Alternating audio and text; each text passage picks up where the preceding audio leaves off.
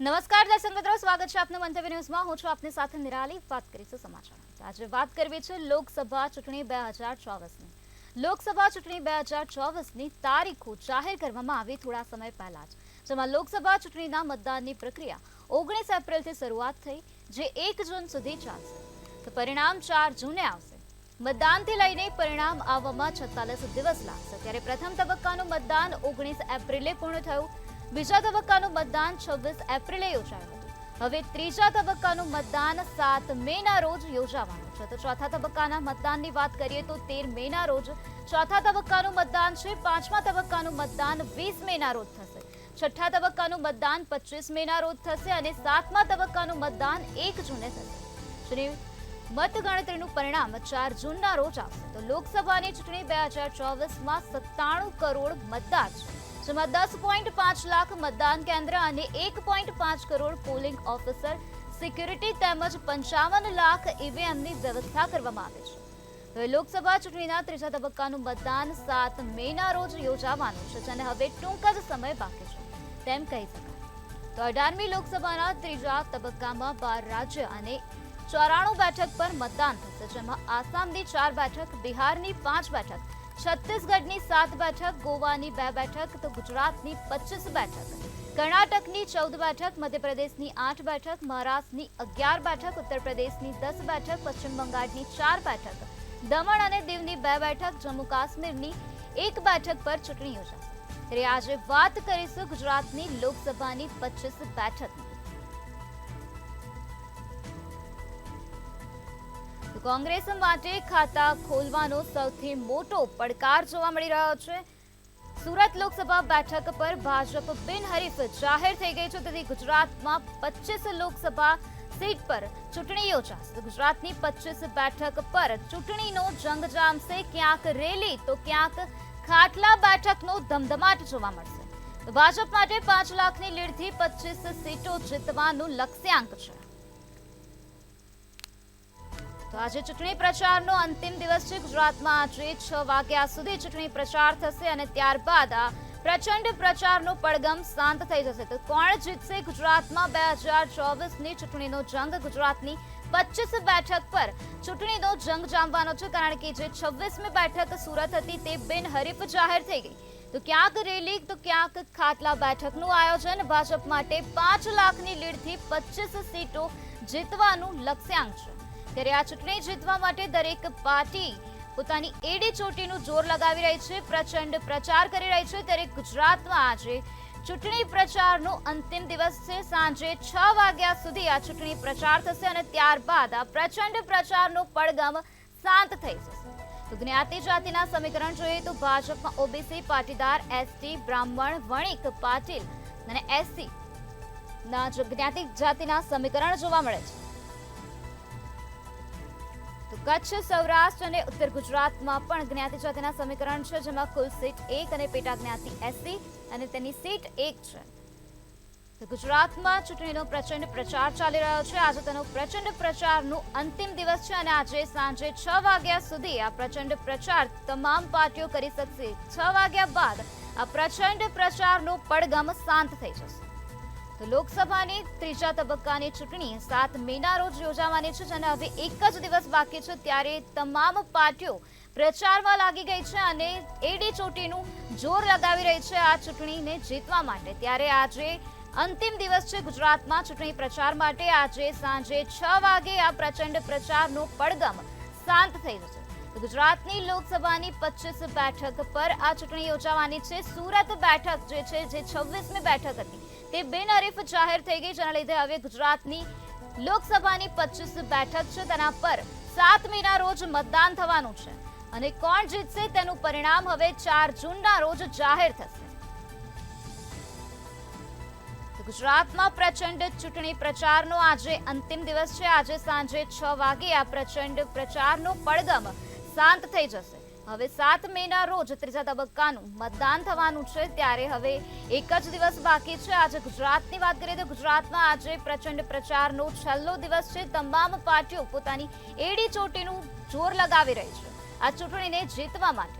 તો આજે સાંજે 6 વાગ્યા સુધી જ તમામ પાર્ટીઓ પોતાનો પ્રચંડ પ્રચાર કરી શકશે અને ત્યારબાદ આ પ્રચંડ પ્રચારનો પડઘમ શાંત પડી જશે.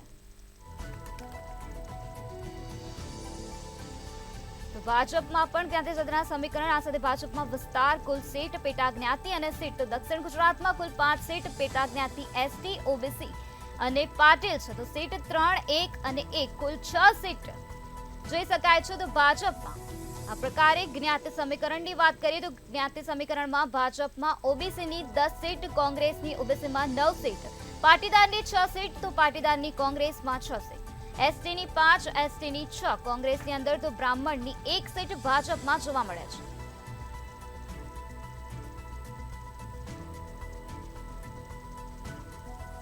ગુજરાતમાં આજે ચૂંટણી પ્રચારનો પ્રચંડ પ્રચારનો આજે અંતિમ દિવસ છે. સાંજે 6 વાગે આ પ્રચંડ પ્રચારનો પડઘમ શાંત પડી જશે. 7 મેના રોજ ત્રીજા તબક્કાની ચૂંટણી યોજાવાની છે, જેને હવે એક જ દિવસ બાકી છે. ત્યારે તમામ પાર્ટીઓ આ ચૂંટણી જીતવા માટે પ્રચંડ પ્રચારમાં લાગી ગઈ છે. પોતાની એડી ચોટીનું જોર લગાવી રહી છે આ ચૂંટણીને જીતવા માટે. ત્યારે આજે આ ચૂંટણી પ્રચારનો અંતિમ દિવસ છે અને આજે સાંજે 6 વાગ્યા સુધી આ પ્રચંડ પ્રચાર ચાલશે અને ત્યારબાદ આ પ્રચંડ પ્રચારનો પડઘમ શાંત થઈ જશે.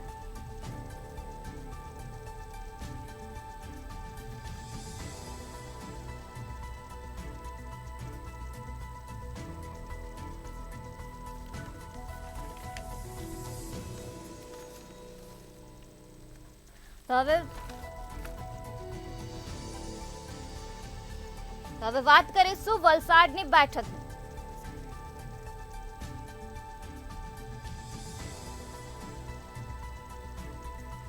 વલસાડની બેઠકની વાત કરીએ તો વલસાડમાં ભાજપે ધવલ પટેલને ટિકિટ આપી છે, તો કોંગ્રેસે અનંત પટેલને ટિકિટ આપી છે. તો વલસાડ એક એવી લોકસભાની બેઠક છે જેના છેડા સીધા દિલ્હીની ગાદી સાથે જોડાયેલા છે.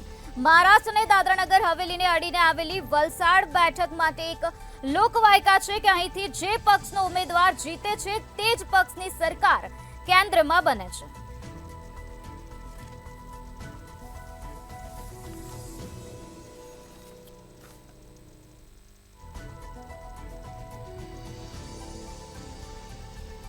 તો આજ મુદ્દે વધુ માહિતી આપવા માટે આપણી સાથે વલસાડથી લાઈવ મયુર જોશી અમારા સંવાદદાતા જોડાઈ ગયા છે.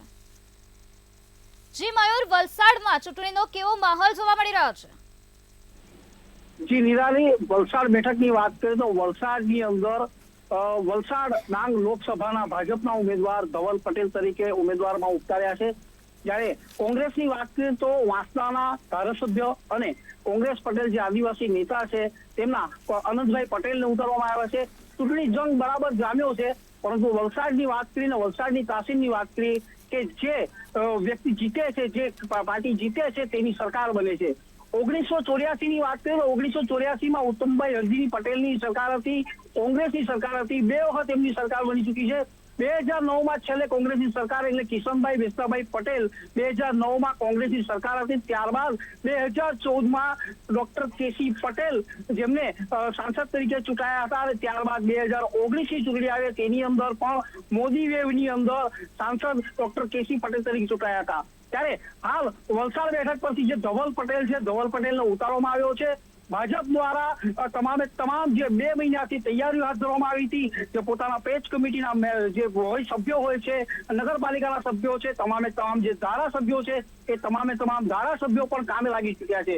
કોંગ્રેસની વાત કરીએ તો આંતરિયાળ વિસ્તારની અંદર કોંગ્રેસ વાંસદાના જે ધારાસભ્ય અનંતભાઈ પટેલ છે, તો જે આદિવાસી જે મત વિસ્તાર છે તેની અંદર પણ કોંગ્રેસનું વર્ચસ્વ સારું છે, કારણ કે કોંગ્રેસ પહેલેથી જે ગઢ ગણાતું હતું, કોંગ્રેસનું ગઢ ગણાતું હતું અને કોંગ્રેસના ગઢની અંદર ભાજપે ફરીથી જીત મેળવી છે. વલસાડ બેઠકની વાત કરીએ તો વલસાડ બેઠક ઉપરથી સતત 4 વખત સાંસદ તરીકે 3 વખત સાંસદ તરીકે કેશુભાઈ પટેલ જીત્યા હતા અને ફરી એક વખત ધવલ પટેલને ઉતારવામાં આવ્યા છે. મહત્વની બાબત એ છે કે બંને જે ઉમેદવારો છે તે નવસારી જિલ્લાના છે અને જે વલસાડ ડાંગની જે બેઠક છે તેની વાત કરીએ તો બંને ઉમેદવારો ત્યાંથી જ વોટિંગ કરશે, પરંતુ જે મતદાતાઓ છે તે મતદાતાઓને આકર્ષવાના પૂરેપૂરા પ્રયાસો હાથ ધરવામાં આવી રહ્યા છે. છેલ્લી ઘડીએ અંતિમ ઘડીએ બાઇક રેલીઓ પણ યોજવામાં આવી હતી અને તમામ જે તૈયારીઓ છે તેને આખરી ઓપ અપાઈ રહ્યો છે મતદાન સુધી મતદાન. જી મયુર, સમગ્ર માહિતી આપવા બદલ આભાર. તો જે રીતે અમારા સંવાદદાતાએ જણાવ્યું કે ચૂંટણીનો આખરી ઓપ આપી દેવામાં આવ્યો છે અને વલસાડમાં ખરાખરીની જંગ જોવા મળી રહી છે. તો પહેલા કેસી પટેલની ટિકિટ હતી. 2019માં કેસી પટેલ જીત્યા હતા. તો વલસાડની બેઠક એવી બેઠક છે કે જેની સીધા છેડા તેના દિલ્હીની ગાદી સાથે સંકળાયેલા છે અને તે પક્ષની જ સરકાર કેન્દ્રમાં બને છે જે વલસાડ બેઠક પર જીતે છે. તો વલસાડ લોકસભા બેઠક પર 1957 થી 2019 દરમિયાન 16 વખત ચૂંટણી યોજાઈ, જેમાં 9 વાર કોંગ્રેસ અને 5 વાર ભાજપ અને એક વાર જનતા દળ અને જનતા પાર્ટીના ઉમેદવારનો વિજય થયો.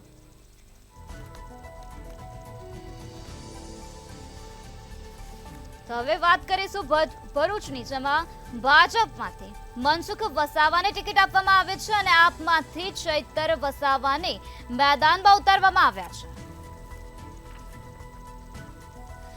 ભરૂચની વાત કરીએ તો ભરૂચ શહેરનું નામ પ્રખ્યાત હિન્દુ ઋષિ ભૃગુ પરથી પડ્યું છે, જેમાં ભરૂચનું ઐતિહાસિક નામ ભૃગુ કચ્છ છે. ગુજરાતની સૌથી મોટી નદી નર્મદા આ જિલ્લામાંથી પસાર થાય છે. અનેક ઔદ્યોગિક કેન્દ્રો આ બેઠકમાં આવેલા છે. દક્ષિણ ગુજરાતમાં ભરૂચ બેઠક આ વખતે સૌથી ચર્ચાસ્પદ બેઠક છે, કારણ કે આ વખતે ભાજપ અને આપ વચ્ચે મજબૂત ટક્કર થઈ રહી છે. એક તરફ ભાજપમાંથી 6 ટર્મ સુધી અવિરત વિજય રથ ચલાવતા મનસુખ વસાવા છે, તો બીજી બાજુ આપમાંથી લોકપ્રિય બની ચૂકેલા ચૈતર વસાવા છે. આ બેઠક પર 1989 સુધી માત્ર ભાજપ અને કોંગ્રેસ વચ્ચે જ ચૂંટણી જંગ ખેલાતો રહ્યો છે. જોકે ત્યારબાદ છોટુભાઈ વસાવાની પાર્ટી બીટીપી આવતા ત્રિપાંખ્યો જંગ જોવા મળ્યો હતો. આદિવાસી અને મુસ્લિમ મતદારો આ બેઠક પર મહત્વપૂર્ણ ભૂમિકા ભજવે છે. તો 2019માં યોજાયેલી 17મી લોકસભા ચૂંટણીમાં ભાજપના મનસુખ વસાવા આ બેઠક પરથી વિજેતા બન્યા હતા. તેઓ 3,34,214 વોટની લીડથી જીત્યા હતા. તો ભરૂચમાં મનસુખ વસાવા અને ચૈતર વસાવા વચ્ચે જંગ જામ્યો છે. રસાકસી જોવા મળી રહી છે. ભરૂચ બેઠકમાં આવતા મતવિસ્તાર અને ભરૂચ બેઠકમાં આવતી વિધાનસભાની વાત કરીએ તો ઝઘડિયા, ડેડિયાપાડા, અંકલેશ્વર, ભરૂચ, જંબુસર, વાગરા અને કરજણ વિધાનસભા બેઠકનો સમાવેશ થાય છે. તો આ જ મુદ્દે વધુ માહિતી આપવા માટે આપણી સાથે સંવાદદાતા દિવ્યેશ પરમાર જોડાઈ ગયા છે. જી દિવ્યેશ, ભરૂચ બેઠકનું ગણિત શું છે? છેલ્લી 3 લોકસભા ચૂંટણીનું શું ચિત્ર છે? ચોક્કસથી જે પ્રકારે જે આખી જે ભરૂચ જે વિધાનસભા જે લોકસભા છે તે ભરૂચ લોકસભાની વાત કરીએ તો જે પ્રકારે આખા ક્યાંક ને ક્યાંક બે ટક્કરો એટલે કહી શકાય કે ચૈતર વસાવા મનસુખ વસાવા જે છે તેમની વચ્ચે સીધી ટક્કર છે. ઇન્ડિયા ગઠબંધનમાંથી ચૈતર વસાવા જે છે તેમને ટિકિટ આપવામાં આવી છે અને મનસુખ વસાવા છે તે ભારતીય જનતા પાર્ટી દ્વારા રિપીટ કરવામાં આવ્યો છે. સમગ્ર વાત કરીએ તો જે ચૈતર વસાવા છે તેમને આમ આદમી પાર્ટી એટલે કે ઇન્ડિયા ગઠબંધનના જે નેતા કહી શકાય કે ચૈતર વસાવા છે તેમને પાર્ટીએ સૌ પ્રથમ પહેલી જ ક્યાંક ને ક્યાંક જાહેરાત ગુજરાતમાં કરી હતી તો ચૈતર વસાવાની હતી અને ત્યારબાદ ભારતીય જનતા પાર્ટી દ્વારા જે મનસુખ વસાવા છે તેમની જે ટિકિટ છે તેમને ફરીથી ઉમેદવાર તરીકે રિપીટ જાહેર કરવામાં આવી છે. 6 વખત ચૂંટણી લડી ચૂકેલા જે મનસુખ વસાવા છે તેમનો પણ દબદબો છે. તો સાથે સાથે ચૈતર વસાવાની વાત કરીએ તો જે પ્રકારે ધારાસભ્યમાં તે ફોર્મ ભરવા માટે ગયા હતા અને ત્યારે તેમની સાથે જે પ્રકારે જનમેદની હતી ત્યારથી જ તેણે સમગ્ર ભારતનું ધ્યાન છે તે તેમના તરફ ખેંચ્યું હતું અને ત્યારે તે આમ આદમી પાર્ટીમાંથી ધારાસભ્ય બન્યા હતા. ત્યારે ફરીથી એક વખત જે પ્રકારે તેમને ટિકિટ આપવામાં આવી છે અને તેને જ લઈને આ વિસ્તારની વાત કરીએ તો જે ડેડિયાપાડા સહિતના જે વિસ્તારો છે, ડેડિયાપાડા અને ઝઘડિયા, આ વિસ્તારોમાં ખાસ કરીને આદિવાસી મતદારો જે છે તેમની સંખ્યા વધારે છે. ખાસ કરીને પાછળના લોકસભાની વાત કરીએ તો ઝઘડિયામાં 2.36 લાખ અને ડેડિયાપાડામાં 2.3 લાખ મતદારો છે તે નોંધાયા હતા. એટલે સ્પષ્ટ કહી જાય છે કે આદિવાસી મતદારો જે છે તેમની સ્પષ્ટ ક્યાંક ને ક્યાંક જે વધારો છે તે જોવા મળી રહ્યો છે. તેને જ લઈને ચૈતર વસાવા જે છે અને મનસુખ વસાવા છે તેમની સામે સીધી ટક્કર છે. ખાસ કરીને વાત કરીએ તો 13 જેટલા ઉમેદવારો છે તે આ બેઠક પરથી ચૂંટણી લડી રહ્યા છે અને ખાસ કરીને જે પ્રકારે પ્રચાર પડઘમ જે છે તે શાંત થશે ને ત્યારબાદ આટલા બેઠકો શરૂ થશે ત્યારે ભરૂચની બેઠક જે છે તે જોવા જેવી છે. કારણ કે આમ આદમી પાર્ટી દ્વારા માત્ર ને માત્ર ભરૂચ અને ભાવનગર આ 2 સીટ પર જ ઇન્ડિયા ગઠબંધનને લઈને ટિકિટ આપી છે. એટલે ચૈતર વસાવા પર સંપૂર્ણપણે ભાર મૂકવામાં આવ્યો છે. તો સામે 13 જેટલા ઉમેદવારો એક સાથે ચૂંટણી લડી રહ્યા છે એટલે ચૈતર વસાવાની સામે 12 છે.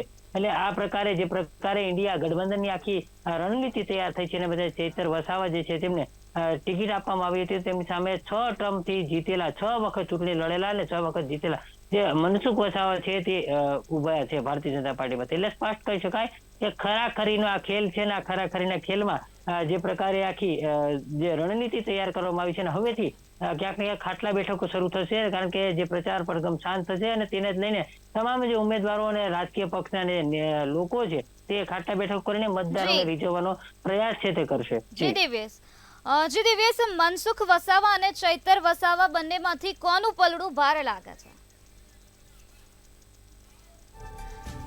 જી દિવ્યેશ, સમગ્ર માહિતી આપવા બદલ આભાર.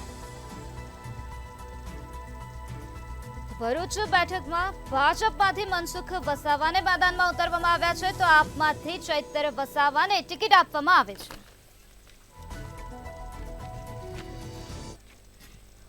તો હવે વાત કરીશું છોટાઉદેપુર બેઠકની. તો છોટાઉદેપુર બેઠકમાં ભાજપમાંથી જસુભાઈ રાઠવાને ટિકિટ આપવામાં આવે છે, તો કોંગ્રેસમાંથી સુખરામ રાઠવાને ટિકિટ આપવામાં આવે છે. છોટાઉદેપુર લોકસભા બેઠક 1971માં અસ્તિત્વમાં આવી હતી.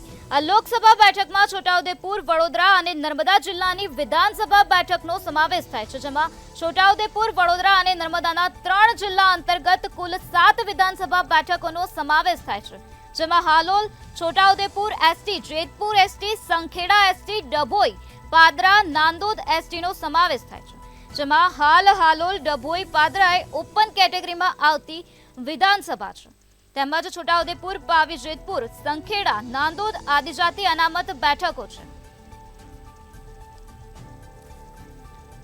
તો આજ મુદ્દે વધુ માહિતી આપવા માટે આપણી સાથે સંવાદદાતા મેહુલ દુધરેજિયા જોડાઈ ગયા છે. જી મેહુલ, છોટાઉદેપુરમાં ચૂંટણીને લઈને કેવો માહોલ જોવા મળી રહ્યો છે? જે પ્રમાણે છોટાઉદેપુર એટલે કે આદિવાસી બેલ્ટ અને આદિવાસી બેલ્ટની રિઝર્વ સીટ છે તે 1977ની અંદર જે ઇમરજન્સી જ્યારે લાગુ કરી દેવામાં આવી હતી, જ્યારે કોંગ્રેસની સરકાર હતી ત્યારે એ દરમિયાન આ જે સીટ છે તેની જાહેરાત કરવામાં આવી. 1977ની અંદર પ્રથમ વખત આ જે સીટ માટે ઇલેક્શન થયા હતા. ઇલેક્શન સીટની અંદર જ્યારે સૌપ્રથમ જ્યારે કોંગ્રેસની સરકાર છે ત્યારે કોંગ્રેસના જ અમરસિંહ રાઠવા છે તેના દ્વારા જે સીટ છે તે જીતવામાં આવી હતી. અને જે બાદ જે જીતનો સિલસિલો તે કોંગ્રેસ તરફે શરૂ રહ્યો હતો. 1980ની અંદર પણ જે સીટ છે તે કોંગ્રેસના ફાળે જ ગઈ હતી. અમરસિંહ રાઠવાએ ફરી વખત સીટ જીતી હતી. ત્યારબાદ 1984ની અંદર ફરી વખત ઇલેક્શન લોકસભાનું આવ્યું આ છોટાઉદેપુર સીટનું, તો ત્યાં પણ તેઓ ફરી વખત જે છે તે જીત્યા હતા. પરંતુ હવે ફેરફાર જ્યારે જોવા મળ્યા છે કે જનતા દળ નામનો જે પક્ષ જે બન્યો હતો તેની અંદર 1989ની અંદર જે નારાયણ રાઠવા છે તેણે કોંગ્રેસને જીત જે અવિરત ચાલી રહી હતી તેને અટકાવી હતી અને સાથે નારાયણ રાઠવાએ આ જે સીટ છે તેની પર જીત મેળવી હતી. પરંતુ જનતા દળનું જે વલીનીકરણ થઈ ચૂક્યું અને ત્યારબાદ જે જનતા દળમાંથી 1996 અને 1998 જે કોંગ્રેસમાંથી નારાયણ રાઠવા જે સીટ માટે લડ્યા હતા અને બંને જે સમય દરમિયાન નારાયણ રાઠવા છે તે જીતી ચૂક્યા હતા. પરંતુ ત્યારબાદ બદલાવ છે તે 2014ની અંદર આવ્યો. 2014ની અંદર રામસિંહ રાઠવા છે તે એક મોટી લીડ સાથે જીત્યા હતા. ત્યારે વડાપ્રધાન નરેન્દ્ર મોદી જે છે તેની લહેર ચાલી રહી હતી અને લહેર દરમિયાન તેઓને એક મોટી જીત છે તે મળી હતી. ત્યારબાદ 2019ની અંદર ગીતાબેન જે છે તેઓ જીત્યા હતા અને ગીતાબેન 7 લાખની લીડથી આ વિસ્તારની અંદર ભાજપ તરફથી જીત્યા હતા. હાલ જે વાત કરવામાં આવે જસુ રાઠવા અને સુખરામ રાઠવાની વચ્ચે જંગ ચાલી રહ્યો છે અને સાથે જ એક લીડની જે વાત કરવામાં આવે તો 5 લાખની લીડ સાથે જે ભાજપ અત્યારે લડી રહ્યું છે, તો સુખરામ રાઠવા છે તે પણ કોંગ્રેસના એક મોટા નેતા અને એક અનુભવી નેતા છે. આ જે બેઠક છે છોટાઉદેપુરની ત્યાં આદિવાસી બેલ્ટ રહેલો છે, રિઝર્વ સીટ છે અને જે બેલ્ટની અંદર મોટી સંખ્યામાં આદિવાસી લોકો રહે છે. ત્યારે આદિવાસીઓ માટે આ બંને જે રાઠવા કોમ્યુનિટી છે તેના જે ઉમેદવારો છે તે આમને સામને લડી રહ્યા છે. તો બહુજન સમાજવાદી પાર્ટીના પણ નેતા લડી રહ્યા છે અને સાથે અપક્ષ ઉમેદવારોએ પણ પોતાના ફોર્મ છે તે ભર્યા છે.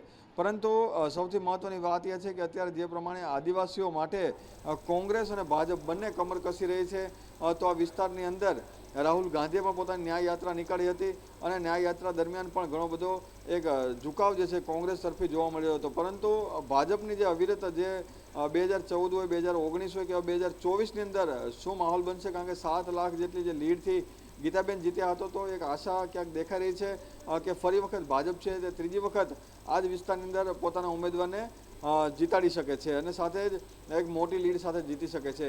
આદિવાસી બેલ્ટની અંદર જે રહેલા લોકો છે તેના મુખ્ય પાયાની પ્રાથમિક સુવિધાઓની સાથે સાથે તેઓની જે જમીન છે તેને લઈને પણ ઘણી વખત તેઓ આંદોલન કરી ચૂક્યા છે અને તેઓની પણ માંગ રહેલી છે કે આ વિસ્તારની અંદર જે આદિવાસી અનામત જે રહેલું છે તે ના હટે અને સાથે જ આદિવાસીઓનો વિકાસ થાય આ માટેના જે પ્રયાસ છે તે ભાજપ કરી રહ્યું છે અને આગામી દિવસોમાં ત્રીજી વખત પણ ભાજપ આવે તેવા અત્યારે હાલ માહોલ દેખાઈ રહ્યો છે. પરંતુ સુખરામ રાઠવા છે તે કાંટે કી ટક્કર જે આપી રહ્યા છે ભાજપને અને કોંગ્રેસના જે ઉમેદવાર છે તે વિપક્ષના નેતા પણ રહી ચૂક્યા હતા એટલે કે એક સારા અનુભવી નેતા છે. તો ભાજપને પણ આજે પોતાના પ્રચાર અને પ્રસાર દરમિયાન ઘણી બધી મહેનત કરવી પડી હતી અને આગામી હવે જ્યારે ઇલેક્શન મતદાન થવાનું છે ઇલેક્શન માટે ત્યારબાદ પરિણામ ખબર પડશે કે ફરી વખત ભાજપ આવે છે કે કોંગ્રેસ. જી ચોક્કસથી મેહુલ, સમગ્ર માહિતી આપવા બદલ આભાર.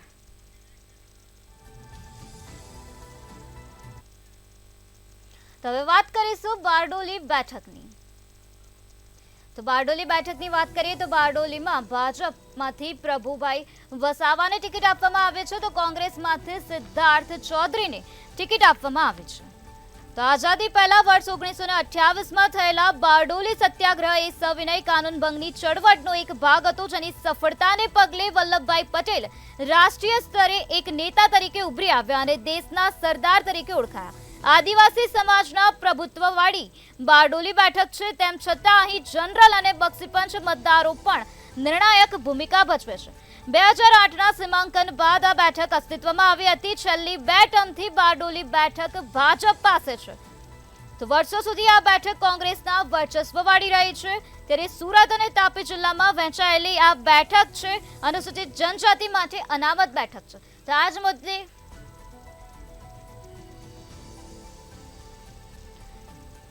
બારડોલી બેઠક પર ચૂંટણીનો કેવો માહોલ છે તે અંગે વધુ માહિતી આપવા માટે અમારા સંવાદદાતા અક્ષય મકવાણા જોડાઈ ગયા છે.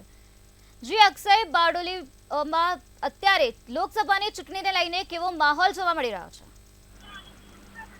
જી ચોક્કસથી વાત કરીએ કે આજે તારીખ 7 મેના રોજ જે લોકસભાની ચૂંટણી યોજાવાની છે અને આજે આપણે વાત કરીએ બારડોલી બેઠકની, તો બારડોલી બેઠક લોકસભાની સીટ ઉપર ભાજપ અને કોંગ્રેસે પોતાના જે ઉમેદવારો જે છે તે મેદાને ઉતાર્યા છે અને ખાસ કરીને જો ભાજપની વાત કરીએ તો ભાજપ પાર્ટીની અંદર પ્રભુ વસાવા જે છે તે ત્રીજી ટર્મમાંથી તેઓને આ વખતે ટિકિટ મળી છે. તો બીજી તરફ કોંગ્રેસે જે છે તે તેને સિદ્ધાર્થ ચૌધરીને મેદાને ઉતાર્યા છે. ત્યારે આપણે પ્રભુ વસાવાની જો વાત કરીએ ત્યારે પ્રભુ વસાવા 2014માં જે કોંગ્રેસ છોડી અને જે ભાજપમાં આવ્યા હતા અને ભાજપમાં 2014માં જે ભાજપે પ્રભુભાઈ વસાવાને મેદાનમાં ઉતાર્યા અને તેઓ પ્રથમવાર જે બારડોલી લોકસભા બેઠક પરથી જ સાંસદ તરીકે ચૂંટાયા હતા અને સતત 2 ટર્મથી 23 બારડોલી લોકસભાની ચૂંટણી લડાઈ રહ્યા છે અને આ વખતે પક્ષે ત્રીજી વાર પણ તેઓ ઉપર એક જે વિશ્વાસ જે કહી શકાય તે વિશ્વાસ મૂક્યો છે. અને બીજી વાર અત્યારે કોંગ્રેસની વાત કરીએ તો કોંગ્રેસે પણ પોતાના ઉમેદવાર તરીકે સિદ્ધાર્થ ચૌધરીને આદિવાસી સમાજના અગ્રણીનો જે ચહેરો છે તે આગળ કર્યો છે અને ખાસ કરીને બારડોલી જે લોકસભા બેઠક જે છે તે 2 ટર્મથી ભાજપ પાસે અગાઉ પણ એક ટર્મ જે છે તે બેઠક ભાજપ પાસે સીટ હતી અને વર્ષોથી કહી શકાય કે કોંગ્રેસનો ગઢ હતો. જે બારડોલી જે છે તે કોંગ્રેસનો ગઢ હતો, પરંતુ ક્યાંક ને ક્યાંક ભાજપે તેની ઉપર જે જીત મેળવી અને તેઓની પાસેથી જે કોંગ્રેસ પાસેથી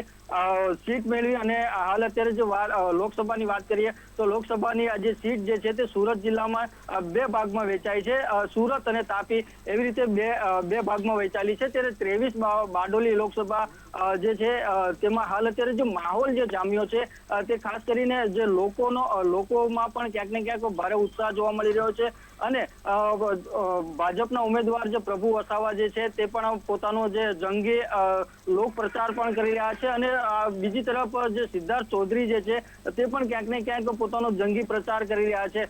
અને હાલ અત્યારે સુરત અને તાપી જિલ્લો મત વિસ્તારની અંદર જે લોકસભા લાગે છે તે બારડોલી લોકસભામાં કુલ 5 વિધાનસભાઓની સીટ આવેલી છે. તેની અંદર સુરત જિલ્લામાં કામરેજ, બારડોલી, ઉમરપાડા, માંડવી અને મહુવા. જ્યારે તાપી વિસ્તારની જો વાત કરીએ તો તાપી વિસ્તારમાં પણ વ્યારા અને નીજા વિધાનસભાની સીટો જે છે તે સુરતની અંદર સમાવેશ થયેલો છે. આમ તો બારડોલી લોકસભા સીટ જે છે તે લોકસભા કોંગ્રેસનો ગઢ ગણાતી આવી છે, પરંતુ જે ભાજપે જે કોંગ્રેસને હરાવીને જે પોતાનો કબજો જે કર્યો છે તે આજ દિન સુધી હાલ હવે ભાજપનો ગઢ ગણાતી આજે. જી અક્ષય, સમગ્ર માહિતી આપવા બદલ આભાર.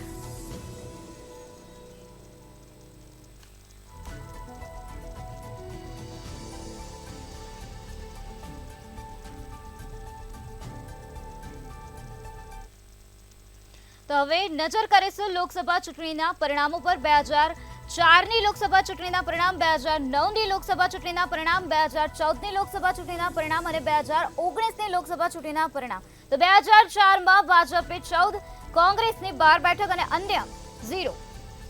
તો 2009ની વાત કરીએ તો 2009માં ભાજપ પાસે 15 સીટ હતી જ્યારે કોંગ્રેસ પાસે 11 સીટ મેળવી હતી. 2014ના પરિણામની વાત કરીએ તો ભાજપે 26માંથી 26 સીટ જીતી લીધી હતી અને કોંગ્રેસ પાસે 0 બેઠક આવી હતી અને 2019માં પણ ભાજપે 26 બેઠક જીતી લીધી હતી. તો આ છેલ્લી 4 લોકસભા ચૂંટણીના પરિણામ છે જેમાં છેલ્લા 2 તબક્કામાં ભાજપની જીત થઈ છે.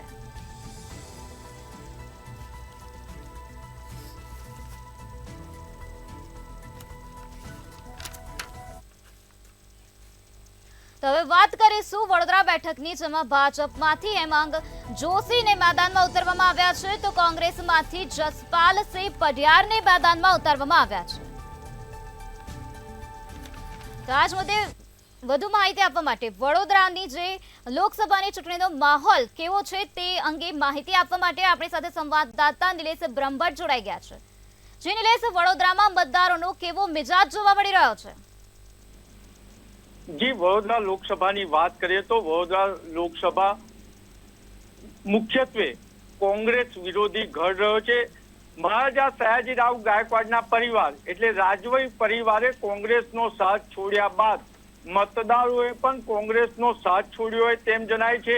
1989માં પ્રકાશ બ્રહ્મભટ્ટ કોકોએ શ્રીમંત રણજીતસિંહ ગાયકવાડને હરાવ્યા બાદ અહીંયા ભારતીય જનતા પાર્ટીનો દબદબો રહ્યો છે. માત્ર એક વખત સત્યજીતસિંહ ગાયકવાડ કોંગ્રેસના ઉમેદવાર અહીંયાથી ચૂંટણી જીત્યા છે અને ત્યારબાદ ક્રમ જુઓ તો જયાબેન ઠક્કર, બાલકૃષ્ણ શુક્લ અને ત્યારબાદ 2014માં પ્રધાનમંત્રી નરેન્દ્ર મોદી વડોદરા લોકસભાથી જીત્યા હતા અને એમને વારાણસીની સીટ પસંદ કરતા, વારાણસી લોકસભાનું પ્રતિનિધિત્વ પસંદ કરતા અહીંયા પેટા ચૂંટણી આવી હતી. ત્યારબાદ રંજનબેન ભટ્ટ સંસદ સભ્ય થયા હતા.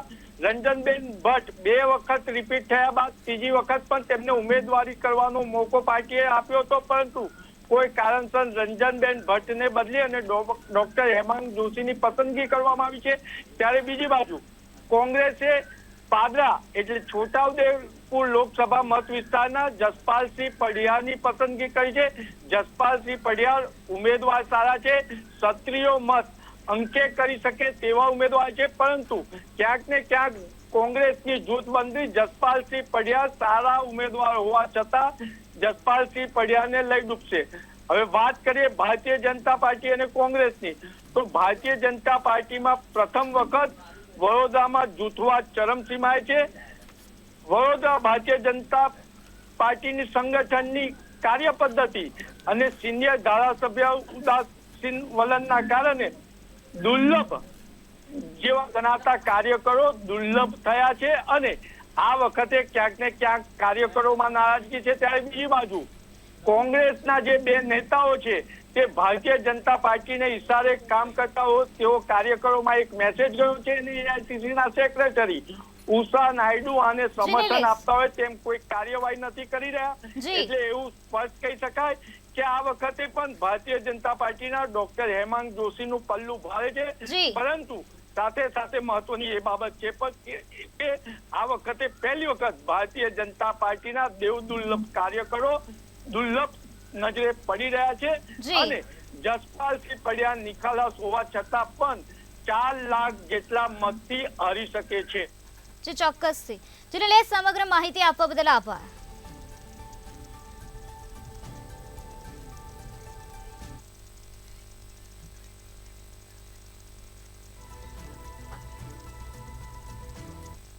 તો હવે બેઠકોમાં ચર્ચા કરીશું આણંદ બેઠકની. તો આણંદ બેઠક જે સરદાર પટેલની કર્મભૂમિ છે. આણંદમાંથી ભાજપમાંથી મિતેશ પટેલને મેદાનમાં ઉતારવામાં આવ્યા છે તો કોંગ્રેસમાંથી અમિત ચાવડાને ટિકિટ આપવામાં આવી છે. તો આણંદ લોકસભા બેઠક પર વર્ષ 1947 થી અત્યાર સુધી ક્ષત્રિય સમાજ અને પાટીદાર સમાજના ઉમેદવારો વચ્ચે મહત્તમ ચૂંટણી જંગ જામતો આવ્યો છે. તો આણંદમાં લોકસભાની ચૂંટણીનો કેવો માહોલ છે તે અંગે વિસ્તૃત માહિતી આપવા માટે આપણી સાથે સંવાદદાતા સપન જોડાઈ ગયા છે.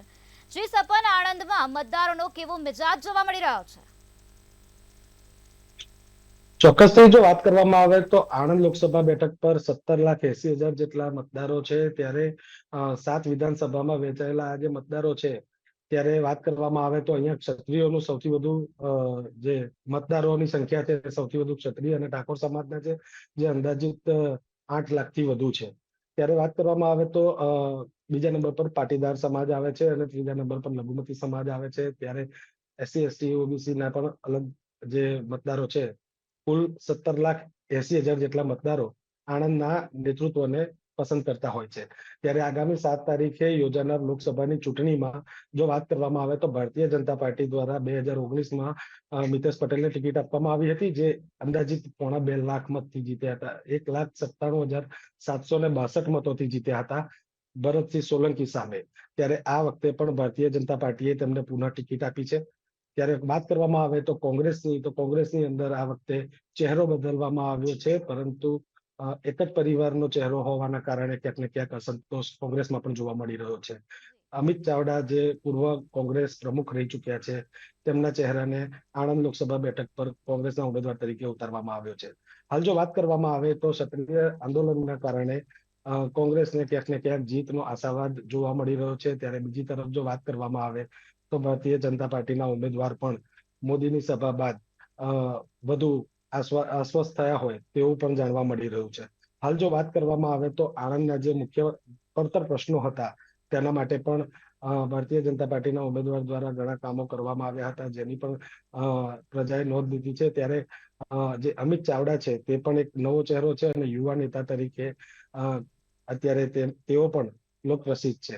હાલ જો વાત કરવામાં આવે તો આજે મતદાન મથકો છે 1773 જેટલા મતદાન મથકો છે. ત્યારે આણંદ લોકસભા બેઠકની સાથે સાથે અહીંયા ખંભાત વિધાનસભાની પેટા ચૂંટણી પણ યોજાવા જઈ રહી છે. ત્યારે ખંભાતની અંદર જે કોંગ્રેસના વાત કરવામાં આવે તો કોંગ્રેસ તરફથી 2022માં જે ચૂંટણી લડ્યા હતા ચિરાગ પટેલ, તેઓએ પક્ષ પલટો કરીને ભારતીય જનતા પાર્ટીમાં જોડાયા હતા. ત્યારે પેટા ચૂંટણીની અંદર ચિરાગ પટેલને પુનઃ તેમને ચિરાગ પટેલને ટિકિટ આપવામાં આવી છે. પક્ષ બદલાઈ ગયો, ઉમેદવાર એક છે અને કોંગ્રેસ તરફથી આ વખતે મહેન્દ્રસિંહ પરમારને ટિકિટ આપવામાં આવી છે. એટલે આ બંને બેઠકોની જો વાત કરવામાં આવે તો બંને બેઠકો પર પાટીદાર વર્સિસ ક્ષત્રિય અત્યારે જોવા મળી રહ્યું છે. આ સાથે જ જો વાત કરવામાં આવે તો હાલમાં જે પ્રમાણેનો માહોલ અહીંયા જોવા મળી રહ્યો છે, ત્યારે ક્ષત્રિયોના ઘણા આંદોલનો પણ આણંદમાં જોવા મળ્યા છે, જેના કારણે કોંગ્રેસને પણ એક આશ્વાસન છે અને આશ્વસ્ત છે કે આ જે રોકપાલા વિવાદ બાદ જે પ્રમાણેનો માહોલ ક્ષત્રિયોમાં નારાજગી જોવા મળી રહી છે, તેનો ક્યાંક ને ક્યાંક કોંગ્રેસને ફાયદો થઈ શકે. હાલ જો વાત કરવામાં આવે તો ગુજરાતની સૌથી વધુ ચર્ચિત બેઠકોની વાત કરવામાં આવે તો તેમાં આણંદનો સમાવેશ થાય છે અને આણંદની અંદર પાટીદાર વર્સિસ ક્ષત્રિય ઉમેદવાર હોવાના કારણે ક્યાંક ને ક્યાંક કોંગ્રેસ અત્યારે વધુ મતોથી જીતવાની આશા રાખી રહી છે. પરંતુ થોડાક દિવસ પહેલા જ પ્રધાનમંત્રી નરેન્દ્ર મોદીએ આણંદની મુલાકાત લીધી હતી અને ત્યાં આગળ જે પ્રમાણે તેમણે સભા સંબોધી હતી તેમાં ખૂબ મોટી સંખ્યાની અંદર લોકો જોડાયા હતા. ત્યારે ગઈકાલે જે બાઇક રેલી યોજાઈ હતી તેમાં પણ ભારતીય જનતા પાર્ટીના ઉમેદવારને ખૂબ જંગી પ્રતિસાદ મળ્યો હતો. સમગ્ર માહિતી આપવા બદલ આભાર. તો આણંદમાં 1947 થી અત્યાર સુધી ક્ષત્રિય સમાજ અને પાટીદાર સમાજના ઉમેદવારો વચ્ચે મહત્તમ ચૂંટણી જંગ જામતો આવ્યો. આઝાદીથી લઈને અત્યાર સુધીમાં યોજાયેલી લોકસભા ચૂંટણીમાં 11 વખત ક્ષત્રિય સમાજના ઉમેદવારો આ બેઠક પર જીતતા આવ્યા છે. તેવામાં છેલ્લી 6 ટર્મમાં 3 વખત ભાજપ અને 3 વખત કોંગ્રેસ પક્ષના ઉમેદવારો જીત્યા છે. કોંગ્રેસ દ્વારા છેલ્લી 4 ચૂંટણીમાં પૂર્વ મુખ્યમંત્રી માધવસિંહ સોલંકીના પુત્ર અને કોંગ્રેસમાં પ્રથમ હરોળના નેતાની ગણનામાં આવતા ભરતસિંહ સોલંકીને મેદાને ઉતારવામાં આવ્યા હતા.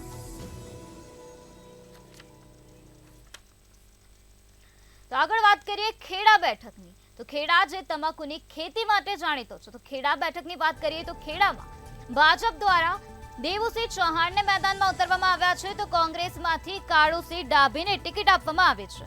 તો ખેડા લોકસભા બેઠકમાં અમદાવાદ જિલ્લાના 2 વિસ્તારનો પણ સમાવેશ થાય છે. ખેડા લોકસભા બેઠક જેમાં ખેડા અને આણંદનો સમાવેશ થાય છે. આ બેઠક આમ તો વર્ષોથી કોંગ્રેસનો ગઢ રહી છે, પણ 2014માં મોદી લહેરમાં અહીં ભગવો લહેરાયો અને સતત 2 ટર્મથી દેવુસિંહ ચૌહાણ ચૂંટણી જીતતા આવ્યા છે. તો આ બેઠક પર 3 વખત ભાજપ અને 2 વખત સ્વતંત્ર પક્ષ, 1 વખત સંસ્થા કોંગ્રેસ, તો 1 વખત અપક્ષ તેમજ 1 વખત જનતા દળે વિજયનો સ્વાદ ચાખ્યો છે. તો 2019માં યોજાયેલી લોકસભા ચૂંટણીમાં ભાજપના દેવુસિંહ ચૌહાણ આ બેઠક પરથી વિજેતા બન્યા હતા. તેઓ 3,67,145 વોટની લીડથી આ બેઠક પરથી જીત્યા હતા. તો 2014માં મોદીની લહેર આ બેઠક પર જોવા મળી. 2014માં મોદીની લહેરથી અહીં ભગવો લહેરાયો અને સતત 2 ટર્મથી દેવુસિંહ ચૌહાણ આ બેઠક પરથી ચૂંટણી જીતતા આવ્યા છે. ત્યારે હવે ફરીથી દેવુસિંહ ચૌહાણને ભાજપે મેદાનમાં ઉતાર્યા છે અને તેમની સામે કોંગ્રેસ દ્વારા કાળુસિંહ ડાભીને ટિકિટ આપવામાં આવી છે. તો સતત 2 ટર્મથી દેવુસિંહ ચૌહાણ ચૂંટણી જીતતા આવ્યા છે. આ બેઠક પર 3 વખત ભાજપની જીત થઈ છે, તો 2 વખત સ્વતંત્ર પક્ષની પણ જીત થઈ છે. 1 વખત કોંગ્રેસની જીત થઈ છે, 1 વખત અપક્ષ તેમજ 1 વખત જનતા દળે આ બેઠક પરથી વિજયનો સ્વાદ ચાખ્યો છે. તો 2019ના પરિણામની વાત કરીએ તો 2019માં યોજાયેલી લોકસભા ચૂંટણીમાં ભાજપના દેવુસિંહ ચૌહાણ આ બેઠક પરથી જીત્યા હતા. તો તેઓ 3,67,145 વોટની લીડથી આ બેઠક પરથી જીત્યા હતા. ત્યારે ફરીથી હવે ભાજપ દ્વારા દેવુસિંહ ચૌહાણને મેદાનમાં ઉતારવામાં આવ્યા છે. ખેડાનો જિલ્લો આમ તમાકુની ખેતી માટે જાણીતો છે. ખેડા લોકસભા બેઠકમાં અમદાવાદ જિલ્લાના 2 વિસ્તારનો સમાવેશ થાય છે, જેમાં ખેડા લોકસભા બેઠક, જેમાં ખેડા અને આણંદનો સમાવેશ થાય છે. તો દેવુસિંહ ચૌહાણને મેદાનમાં ઉતારવામાં આવ્યા છે ભાજપમાંથી અને આ સાથે કાળુસિંહ ડાભીને કોંગ્રેસમાંથી ટિકિટ આપવામાં આવી છે. તો છેલ્લે 2 ટર્મથી દેવુસિંહ ચૌહાણ સતત જીતતા આવ્યા છે અને 2014માં આ બેઠક પર મોદી લહેર જોવા મળી હતી. ત્યારે 2014માં મોદી લહેરમાં અહીં ભગવો લહેરાયો છે. 2019માં યોજાયેલી ચૂંટણીમાં ભાજપના દેવુસિંહ ચૌહાણ 3,67,145 વોટની લીડથી તેઓ આ બેઠક પરથી જીત્યા હતા. તો દેવુસિંહ ચૌહાણ સતત 2 ટર્મથી જીતનો સ્વાદ ચાખતા આવ્યા છે. તો આ સાથે બીજી વાત કરીએ તો 2 વખત સ્વતંત્ર પક્ષ પણ આ બેઠક પરથી જીતતો આવ્યો છે અને 1 વખત કોંગ્રેસ પણ આ બેઠક પરથી જીતી છે. 1 વખત અપક્ષ તેમજ 1 વખત જનતા દળે આ બેઠક પરથી વિજયનો સ્વાદ ચાખ્યો છે.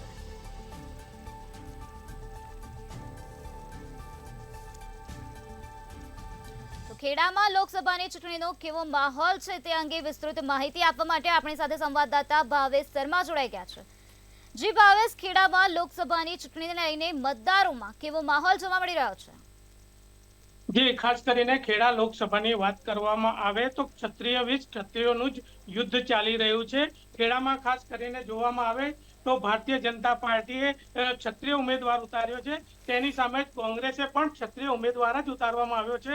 ભારતીય જનતા પાર્ટી અત્યારે હાલ દેવુસિંહ ચૌહાણ જે છે તેમને ભારતીય જનતા પાર્ટી ઉમેદવાર તરીકે ઉતાર્યા છે. ત્યારે ખાસ કરીને કોંગ્રેસ દ્વારા કાળુસિંહ ડાભીને આ ઉમેદવાર તરીકે ઉતારવામાં આવ્યા છે.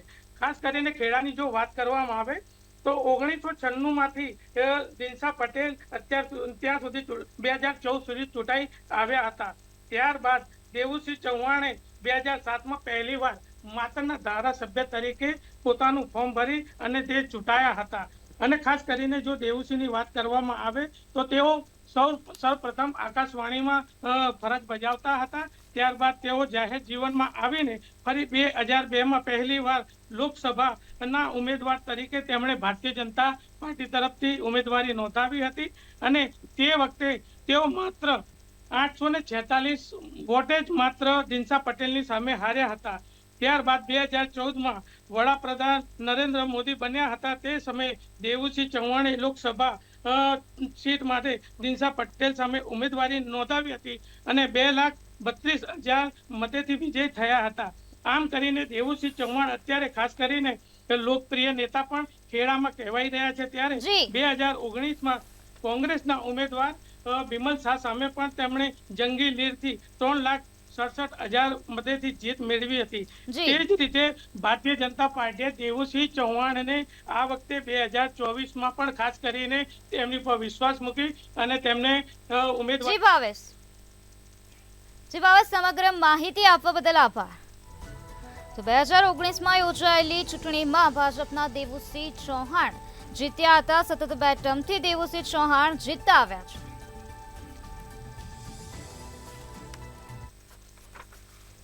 તો આગળ વાત કરીશું દાહોદ બેઠકની, જેમાં ભાજપમાંથી જસવંતસિંહ ભાભોરને મેદાનમાં ઉતારવામાં આવ્યા છે. તો આ સાથે કોંગ્રેસમાંથી પ્રભાત તાવિયાડને મેદાનમાં ઉતારવામાં આવ્યા છે. ડોક્ટર પ્રભાત તાવિયાડને કોંગ્રેસમાંથી મેદાનમાં ઉતારવામાં આવ્યા છે. આ લોકસભા બેઠક અનુસૂચિત જનજાતિના ઉમેદવાર માટે અનામત છે. દાહોદ ગુજરાતના ઉગતા સૂર્યના પ્રદેશ તરીકે ઓળખાય છે. રાજ્યમાં સૌપ્રથમ સૂર્ય કિરણ દાહોદમાં પડે છે. તો આજ દાહોદમાં લોકસભાની ચૂંટણીને લઈને કેવો માહોલ જામેલો છે, કેવો જંગ જોવા મળી રહ્યો છે, તે વિશે વધુ માહિતી આપવા માટે અમારી સાથે સંવાદદાતા મેહુલ દુધરેજા જોડાઈ ગયા છે. જી મેહુલ, દાહોદમાં ચૂંટણીનો કેવો જંગ જોવા મળી રહ્યો છે? જસવંતસિંહ ભાભોર અને ડોક્ટર પ્રભાત તાવિયાડ વચ્ચે કેવી રસાકસી જોવા મળી રહી છે? પંચમહાલમાંથી દાહોદ જ્યારે છૂટું પડ્યું ત્યારે 1962ની અંદર પ્રથમ વખત આ સીટ માટે મતદાન થયું હતું. આ સીટ માટે મતદાન થયા બાદ અત્યાર સુધી કોંગ્રેસે 5 વખત, એટલે કે આટલા વર્ષ સુધી દાહોદ ઉપર એક હથ્થું શાસન છે તે કોંગ્રેસનું રહ્યું હતું. 5 ટર્મ સુધી કોંગ્રેસે પોતાના જે ઉમેદવાર છે તે ત્યાંથી જીત મેળવી હતી. પરંતુ 1999 બાદ જે છે જે આ સિનારીઓ છે ચેન્જ થયો અને ત્યારબાદ ભાજપની જે સરકાર છે, ભાજપના સાંસદો છે તેનું વર્ચસ્વ વધ્યું છે. 2014ની અંદર જસવંતસિંહ ભાભોર આજે સીટ ઉપરથી જીત્યા હતા. તેમણે ત્યારે 5.11 લાખની લીડ સાથે તેઓ જીત્યા હતા. આટલા મતદારોનો જે પ્રેમ છે તેને મળ્યો હતો. ત્યારબાદ 2019ની અંદર ફરી વખત જસવંતસિંહ ભાભોરને આ સીટ ઉપરથી લડાવવામાં આવ્યા અને તેઓ ફરી વખત 5.61 લાખ મતોથી એક લીડ સાથે જીત્યા હતા.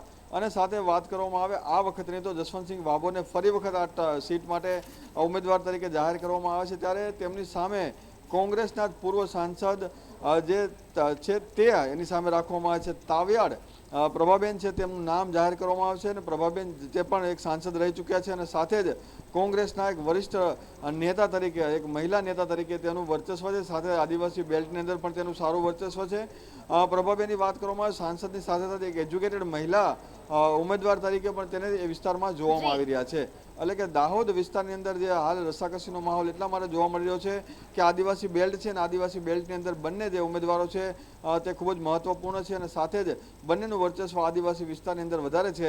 ત્યારે જસવંતસિંહ ભાભોર ત્રીજી વખત આ સીટ જીતે છે કે કેમ તે મતદાન ઉપર જાણવા મળશે. પરંતુ જે પ્રમાણે 2 વખતની જે લીડ મળી છે તેનાથી મોટી લીડ સાથે જીતવાની આશા છે જે જસવંતસિંહ ભાભોરે જાહેર કરી છે. ત્યારે પ્રભાબેને પણ પોતાનું વર્ચસ્વ મજબૂત થાય અને સાથે સારી લીડથી કોંગ્રેસ જીતશે તેવો આશાવાદ વ્યક્ત કર્યો હતો. પરંતુ આદિવાસી સમાજના જે લોકો છે તેના ઉપર આખો મદાર રહેલો છે કે આદિવાસી બાદ જે મુસ્લિમ તેમજ બીજા અન્ય કોમના જે લોકો છે તેનું મતદાન પણ જે અતિ મહત્વનું રહેશે. જી મેહુલ, સમગ્ર માહિતી આપવા બદલ આભાર.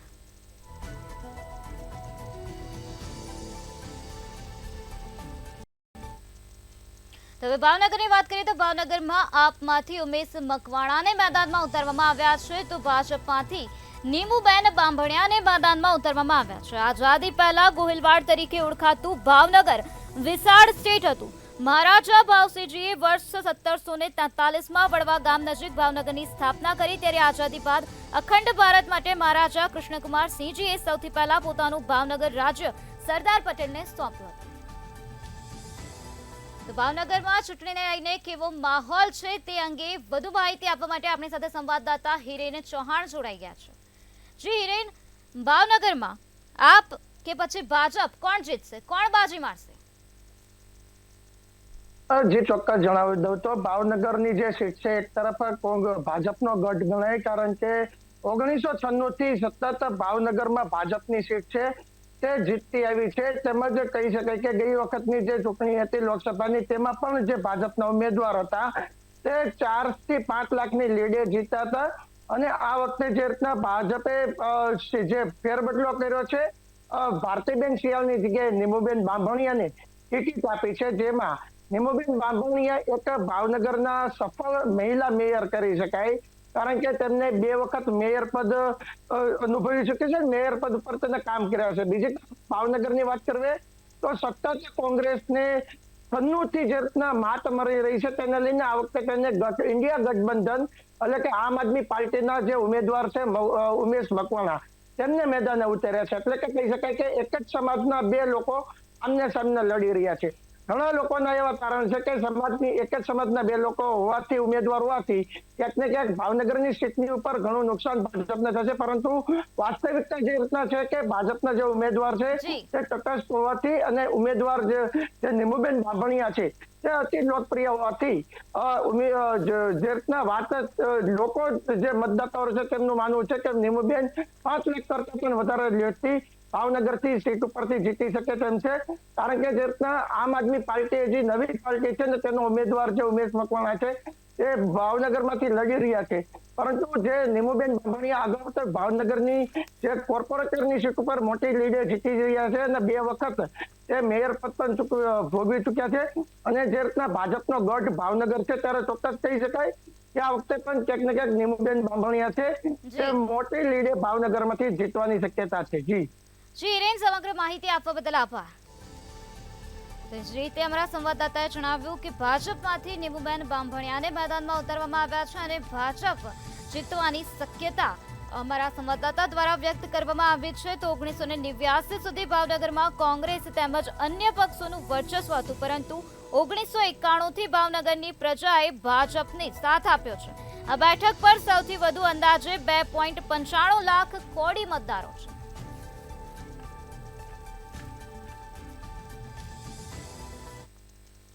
હવે વાત કરીશું રાજકોટ બેઠકની, જેમાં ભાજપમાંથી પરસોત્તમ રૂપાલાને મેદાનમાં ઉતારવામાં આવ્યા છે, તો કોંગ્રેસમાંથી પરેશ ધાનાણીને ટિકિટ આપવામાં આવી છે. તો આ રંગીલું શહેર સૌરાષ્ટ્રનું પાટનગર છે, આથી રાજકોટ લોકસભા બેઠક ઉપર વિજેતા થનાર ઉમેદવાર અને પક્ષનું સમગ્ર સૌરાષ્ટ્રમાં વર્ચસ્વ રહેતું હોય છે.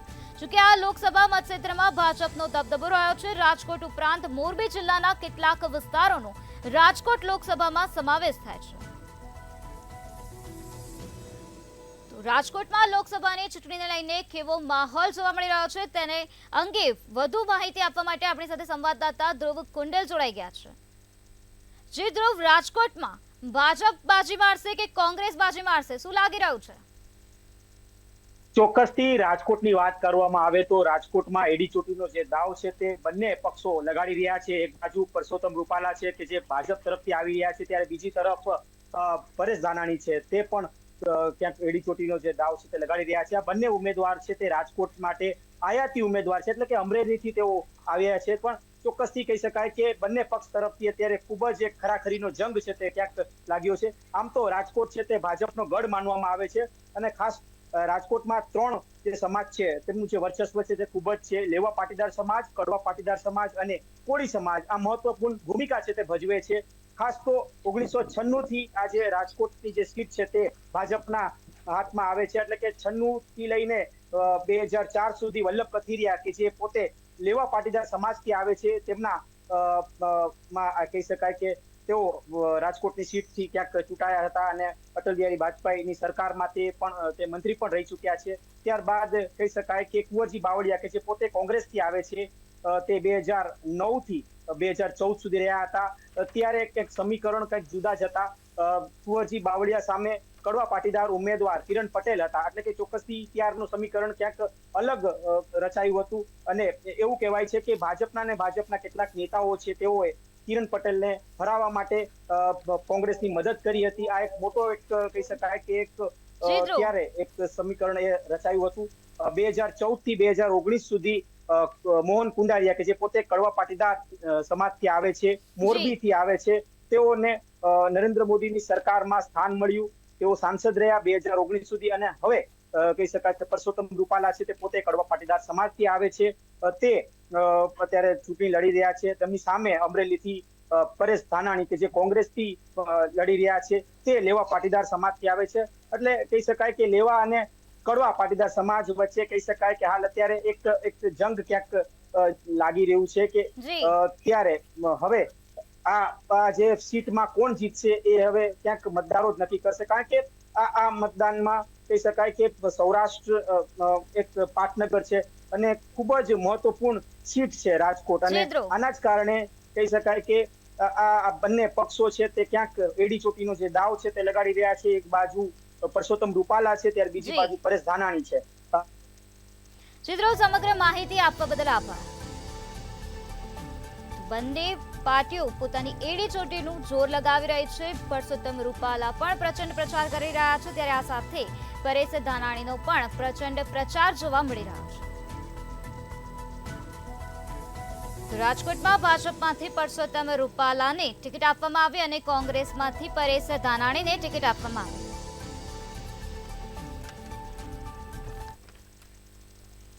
તો હવે વાત કરીશું સુરેન્દ્રનગર બેઠકની. સુરેન્દ્રનગરમાં લોકસભાની ચૂંટણીને લઈને કેવો માહોલ છે તેના વિશે વાત કરીશું, જેમાં સુરેન્દ્રનગર બેઠકમાં ભાજપમાંથી ચંદુભાઈ સિહોરાને ટિકિટ આપવામાં આવે છે અને કોંગ્રેસમાંથી ઋત્વિક મકવાણાને ટિકિટ આપવામાં આવી છે.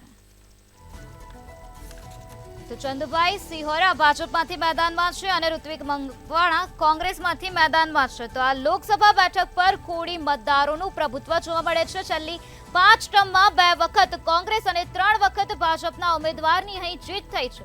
જ્ઞાતિ સમીકરણની જો વાત કરીએ તો આ બેઠક પર તળપદા કોળી સમાજના સૌથી વધુ અંદાજે 3,83,000 મતદારો છે. તે પછી ઠાકોર અને ક્ષત્રિય સમાજ આવે છે. ગુજરાતમાં 1989 પછીની 8 લોકસભા ચૂંટણીમાં 5 વાર ભાજપે આ બેઠક પરથી જીત મેળવી છે, જ્યારે 3 વાર કોંગ્રેસને જીત પ્રાપ્ત થઈ છે. ગુજરાતની ગણતરીની લોકસભાની બેઠકો એવી છે જ્યાં કોંગ્રેસનો રેકોર્ડ સારો હોય અને જીત માટે પ્રબળ દાવેદાર હોય. એમાંની એક આ બેઠક છે સુરેન્દ્રનગરની બેઠક. તો 2019ના પરિણામની વાત કરીએ તો 2019માં યોજાયેલી લોકસભા ચૂંટણીમાં ભાજપના ડોક્ટર મહેન્દ્ર મુંજપરા આ બેઠક પરથી વિજેતા બન્યા હતા. તેઓ 2,47,437 વોટની લીડથી આ બેઠક પરથી જીત્યા હતા. આ બેઠક પર કોળી મતદારોનું પ્રભુત્વ જોવા મળે છે. ગુજરાતમાં 1989 પછીની 8 લોકસભા ચૂંટણીમાં 5 વખત ભાજપે જીત પ્રાપ્ત કરી છે આ બેઠક પરથી, જ્યારે 3 વખત કોંગ્રેસને જીત મળી છે. તો જ્ઞાતિ સમીકરણની વાત કરીએ તો આ બેઠક પર તળપદા કોળી સમાજના સૌથી વધુ અંદાજે 3,83,000 મતદારો છે અને ત્યાર પછી ઠાકોર અને ક્ષત્રિય સમાજ આવે છે. તો ભાજપમાંથી ચંદુભાઈ સિહોરાને ટિકિટ આપવામાં આવી અને કોંગ્રેસમાંથી ઋત્વિક મકવાણાને ચૂંટણીના મેદાનમાં ઉતારવામાં આવ્યા છે. તો 2019માં યોજાયેલી લોકસભાની ચૂંટણીમાં ડોક્ટર મહેન્દ્ર મુંજપરાએ બાજી મારી હતી. ડોક્ટર મહેન્દ્ર મુંજપરા આ બેઠક પરથી વિજેતા બન્યા હતા અને તેઓ 2,47,437 વોટની લીડથી આ બેઠક પરથી જીત્યા હતા.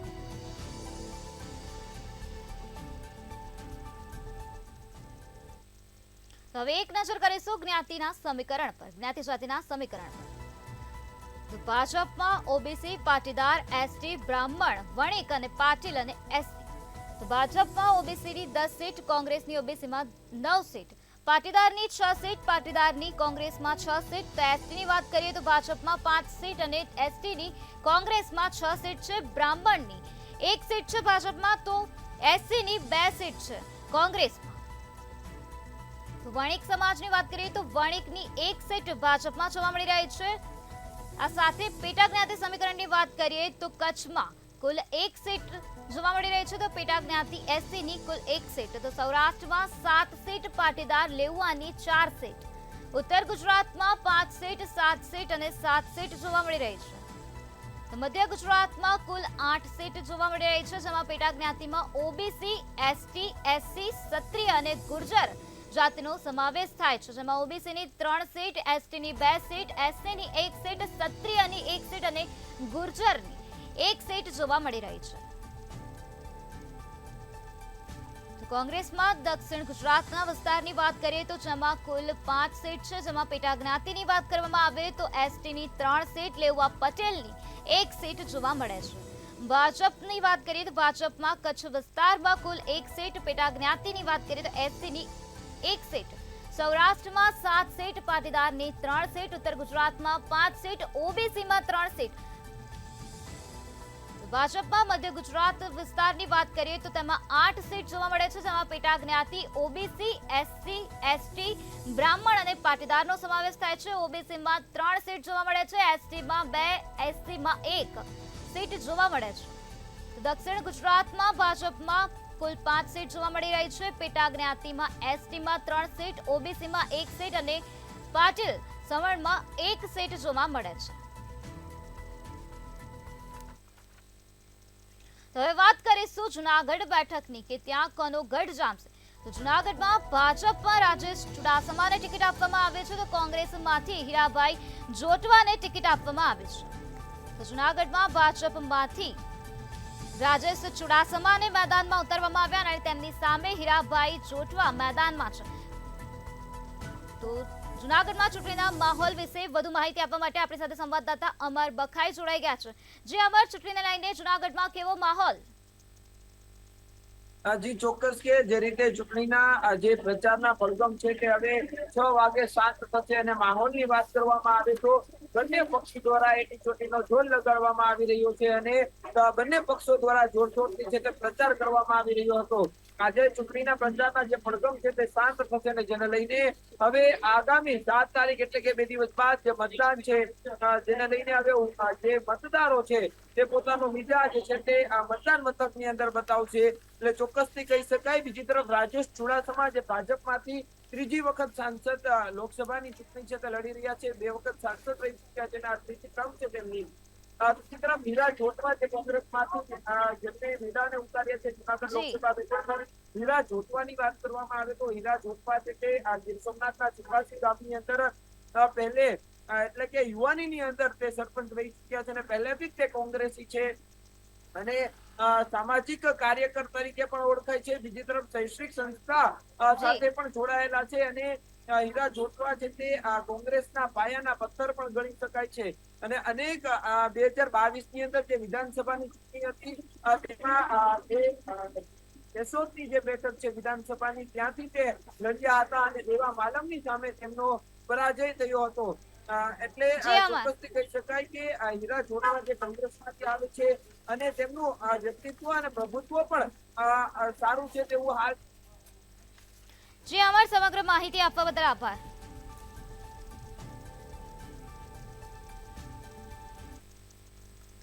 તો હવે વાત કરીશું જામનગર બેઠકની, જેમાં ભાજપમાંથી પૂનમબેન માડમને મેદાનમાં ઉતારવામાં આવ્યા છે. તો કોંગ્રેસમાંથી જેપી મારવિયાને મેદાનમાં ઉતારવામાં આવ્યા છે. પૂનમબેન માડમની વાત કરીએ તો તેઓ સતત 2 ટર્મથી લોકસભાના સાંસદ છે. ભાજપે તેમને ત્રીજી વખત મેદાનમાં ઉતાર્યા છે. તો જેપી મારવિયાની વાત કરીએ, જેપી મારવિયા વ્યવસાયી વકીલ છે. છેલ્લા 22 વર્ષથી તેઓ કોંગ્રેસ સાથે જોડાયેલા છે. તો પૂનમબેન માડમનું શૈક્ષણિક લાયકાતની વાત કરીએ, તેઓએ બીકોમ કરેલું છે અને જેપી મારવિયાની શૈક્ષણિક લાયકાતની વાત કરીએ તો તેઓએ LLB કરેલું છે. તો ભાજપમાંથી પૂનમબેન માડમને મેદાનમાં ઉતારવામાં આવ્યા છે તો કોંગ્રેસે જેપી મારવિયાને મેદાને ઉતાર્યા છે. તો જામનગરમાં ચૂંટણીનો માહોલ કેવો છે તે અંગે વિસ્તૃત માહિતી આપવા માટે આપણી સાથે સંવાદદાતા સાગર સંઘાણી જોડાઈ ગયા છે. જી સાગર, જામનગરમાં લોકસભાની ચૂંટણીને લઈને કેવો માહોલ? જી ચોક્કસ જણાવી દઉં કે જે જામનગર લોકસભા બહારની જે ચૂંટણી છે, જે લોકસભા બહાર વિસ્તાર છે દેવભૂમિ દ્વારકા અને જામનગર વિસ્તાર આવે છે, જેમાં 7 સીટ આવે છે. જેમાં દેવભૂમિ દ્વારકામાં કાલાવડ બેઠક છે, જામનગર ગ્રામ્ય, ઉત્તર, દક્ષિણ અને જામજોધપુર અને ખડખંભાળિયા દ્વારકા સહિતની જે બેઠકો આવે છે. અને ખાસ કરીને જે અત્યારે જામનગરમાં જે ચૂંટણીનો જંગ જામ્યો છે તેમ કહી શકાય. કારણ કે જે ભાજપમાંથી જે પૂનમબેન માડમ છે તેને ટિકિટ આપવામાં આવી છે અને જે કોંગ્રેસમાંથી ટિકિટ આપવામાં આવી છે, જે જેપી મારવિયા છે જે કોંગ્રેસમાંથી ટિકિટ આપવામાં આવી છે અને જે પૂનમબેન માડમ છે તે આહિર સમાજમાંથી છે અને જેપી મારવિયા જે કોંગ્રેસ છે તે પાટીદાર સમાજમાંથી આવે છે. કારણ કે જે વાત કરવામાં આવે છે લોકસભા બહારની, તો આ વખતે જે જંગ જામ્યો છે કારણ કે જે પૂનમબેન માડમ છે અને સામે જે જેપી મારવિયા છે સામે જે પાટીદાર ચહેરો મૂકવામાં આવ્યો છે કોંગ્રેસમાંથી.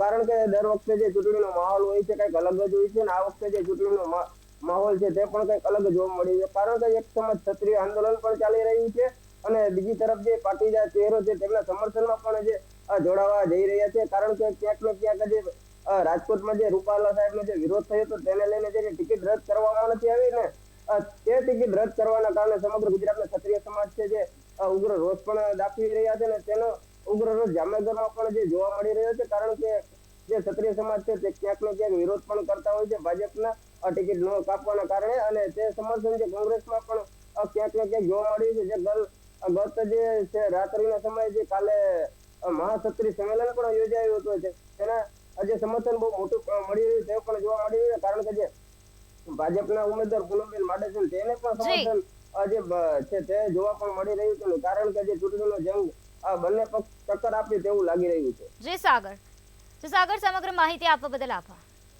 તો જામનગરમાં ચૂંટણીના મેદાનમાં ભાજપમાંથી પૂનમબેન માડમને ટિકિટ આપવામાં આવી અને કોંગ્રેસમાંથી જેપી મારવિયાને ટિકિટ આપવામાં આવી છે. તો જેપી મારવિયા વ્યવસાયી વકીલ છે, ત્યારે પૂનમબેન માડમની વાત કરીએ તો પૂનમબેન માડમ સતત 2 ટર્મથી લોકસભાના સાંસદ છે, ત્યારે હવે ત્રીજી વખત ભાજપ દ્વારા પૂનમબેન માડમને મેદાનમાં ઉતારવામાં આવ્યા છે. તો જેપી મારવિયા છેલ્લા 22 વર્ષથી કોંગ્રેસ સાથે સંકળાયેલા છે. તો ભાજપે પૂનમબેન માડમને ત્રીજી વખત મેદાનમાં ઉતાર્યા છે. તો તેઓની ઉંમર 49 વર્ષની છે અને તેઓની શૈક્ષણિક લાયકાત બીકોમ છે.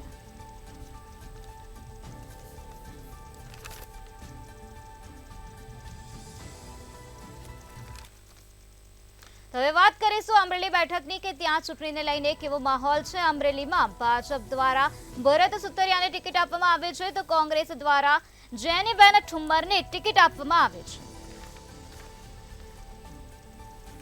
તો અમરેલીમાં ચૂંટણીના માહોલ કેવો છે તે અંગે વધુ માહિતી આપવા માટે આપણી સાથે સંવાદદાતા પરેશ પરમાર જોડાઈ ગયા છે.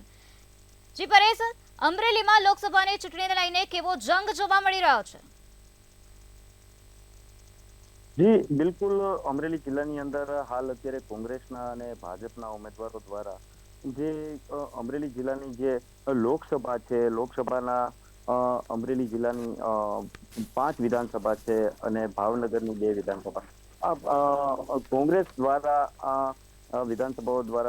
વિધાનસભાઓમાં 5 સભાઓ યોજવામાં આવી છે, ત્યારે ભાજપ દ્વારા પણ 11 જેટલી સભાઓ યોજી અને પ્રચાર પ્રસારો કરવામાં આવ્યા છે. ત્યારે આપણે ચોક્કસથી કહી શકીએ છીએ કે અમરેલી જિલ્લાની અંદર ભાજપના જે પાયાના જે કાર્યકર્તાઓ છે અને પાયેથી જ કાર્યકર્તાઓ અત્યારે કામે લાગી ગયા છે અને અમરેલી જિલ્લાની અંદર ભાજપના જોરશોરથી પ્રચાર પ્રસારો જોવા મળી રહ્યા છે. ત્યારે કોંગ્રેસમાં આપણે મહિલા ઉમેદવાર છે અને મહિલા ઉમેદવારની જ્યાં જ્યાં સભાઓ હોય છે, જ્યાં જ્યાં તેમનો પ્રચાર પ્રસાર હોય છે, ત્યારે આ ઉમેદવારને જોવા લોકો પહોંચ્યા હોય તેવું પણ જોવા મળી રહ્યું છે. ત્યારે હાલમાં આપણે કોંગ્રેસમાં જે અમરેલી જિલ્લાની અંદર હવે ગણ્યા ગાંઠ્યા જે નેતાઓ છે અને આગેવાનો છે, કાર્યકર્તાઓની પણ ક્યાંક ને ક્યાંક ખોટ જોવા મળી રહી છે. ત્યારે આપણે અમરેલી જિલ્લાની અંદર કોંગ્રેસનું ક્યાંક ને ક્યાંક પ્રચાર પ્રસારમાં અને ક્યાંક ને ક્યાંક માત્રાઓ ઓછી જોવા મળી રહી છે. ત્યારે ભાજપની અંદર જે પાયેથી જે કાર્યકર્તાઓ છે, પાયાના કાર્યકર્તાઓ બધા કામે લાગી ગયા છે અને જોરશોરથી જે પ્રચાર પ્રસાર છે એ જોવા મળી રહ્યો છે. અને અમરેલી જિલ્લાની અંદર ભાજપને મત આપો અને વડાપ્રધાનના જે કરેલા જે કામો છે એ વડાપ્રધાનના કામોને લઈને મતનો પ્રચાર જોવા મળે છે. તો એક તરફ આપણે એવું માનીએ છીએ અને અમરેલી જિલ્લામાં ચર્ચાઓ પણ વિષય બન્યો છે કે અમરેલી જિલ્લાની અંદર જે કોંગ્રેસના ઉમેદવાર છે, જે મહિલા ઉમેદવાર છે, તે શિક્ષિત છે અને ભાજપના જે ઉમેદવાર છે તે માત્ર ઓછું ભણેલા છે. ત્યારે હાલ અમરેલી જિલ્લાની અંદર શિક્ષિત અને ઓછું ભણતરને લઈને પણ પ્રચાર પ્રસાર અને પ્રતિ આક્ષેપો જોવા મળી છે. ત્યારે આપણે કહી શકીએ છીએ કે ભાજપનો પ્રચાર અને ભાજપના જે કાર્યકર્તાઓથી લઈને અત્યારે જોરશોરથી જે પ્રચારો જે છે તે જોવા મળ્યા છે અને અમરેલી જિલ્લાની અંદર ભાજપનું જોર વધુ જોવા મળ્યું છે. જી ચોક્કસથી. જે રીતે અમારા સંવાદદાતાએ જણાવ્યું કે અમરેલી બેઠક પર ભાજપનું જોર વધારે જોવા મળી રહ્યું છે.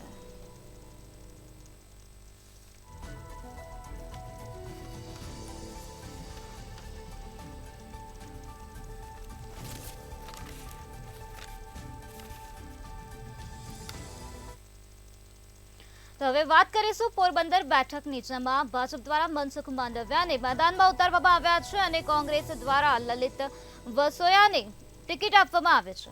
તો પોરબંદર લોકસભા બેઠકમાં આવતી વિધાનસભા બેઠકોની વાત કરીએ તો ત્યાં ગોંડલ, જેતપુર, ધોરાજી, પોરબંદર, કુતિયાણા, માણાવદર અને કેશોદ વિધાનસભા બેઠકનો સમાવેશ થાય છે. મનસુખ માંડવિયા જેઓ અભ્યાસની વાત કરીએ તેમના અભ્યાસની તો તેઓએ MA કરેલું છે અને PhD કરેલું છે, જ્યારે કોંગ્રેસ દ્વારા લલિત વસોયાને મેદાનમાં ઉતારવામાં આવ્યા છે અને તેઓના શૈક્ષણિક લાયકાતની વાત કરીએ તો તેઓ SY BCom સુધી ભણેલા છે.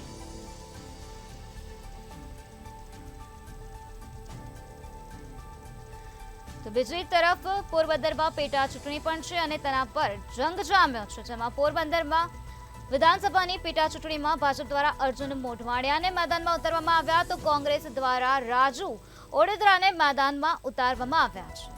તો વિધાનસભાની પેટા ચૂંટણીનો પણ જંગ પોરબંદરની બેઠક પર જોવા મળી રહ્યો છે.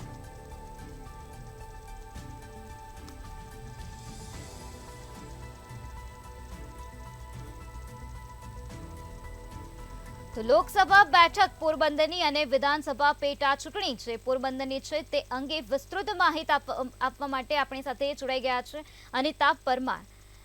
જી અનિતા, પોરબંદરમાં આ ચૂંટણીને લઈને કેવો માહોલ જોવા મળી રહ્યો છે? જનતા કોના વિઝન પર વિશ્વાસ કરશે? જે નિરાલી, જો વાત કરવામાં આવે તો પોરબંદરની અંદર વિધાનસભાની પેટા ચૂંટણી અને લોકસભાની ચૂંટણી થવાની છે. ત્યારે પોરબંદરની અંદર 17.5 લાખ જેટલા મતદારો છે, જેમાં વાત કરવામાં આવે તો 9 લાખ જેટલા પુરુષ મતદારો છે અને 8 લાખ જેટલી મહિલા મતદારો છે. જો વાત કરવામાં આવે તો ડૉક્ટર મનસુખ માંડવિયા જે છે તેમને બીજેપીના ઉમેદવાર છે, સામે કોંગ્રેસના ઉમેદવાર વિશે વાત કરવામાં આવે તો જે કોંગ્રેસના ઉમેદવાર છે તે છે લલિત વસોયા અને આ બંને વચ્ચે સીધી ટક્કર થવાની છે. જ્યારે વાત કરવામાં આવે તો મનસુખ માંડવિયા એ કેન્દ્રીય આરોગ્ય મંત્રી છે. તેમના વિશે જો વાત કરીએ તો પહેલા તેઓ ધારાસભ્ય હતા, બાદમાં તેઓ રાજ્યસભાના સદસ્ય બન્યા. હાલ તેઓ કેન્દ્રીય મંત્રી છે અને તેઓએ આરોગ્ય ક્ષેત્રે ઘણા બધા કાર્ય કર્યા છે.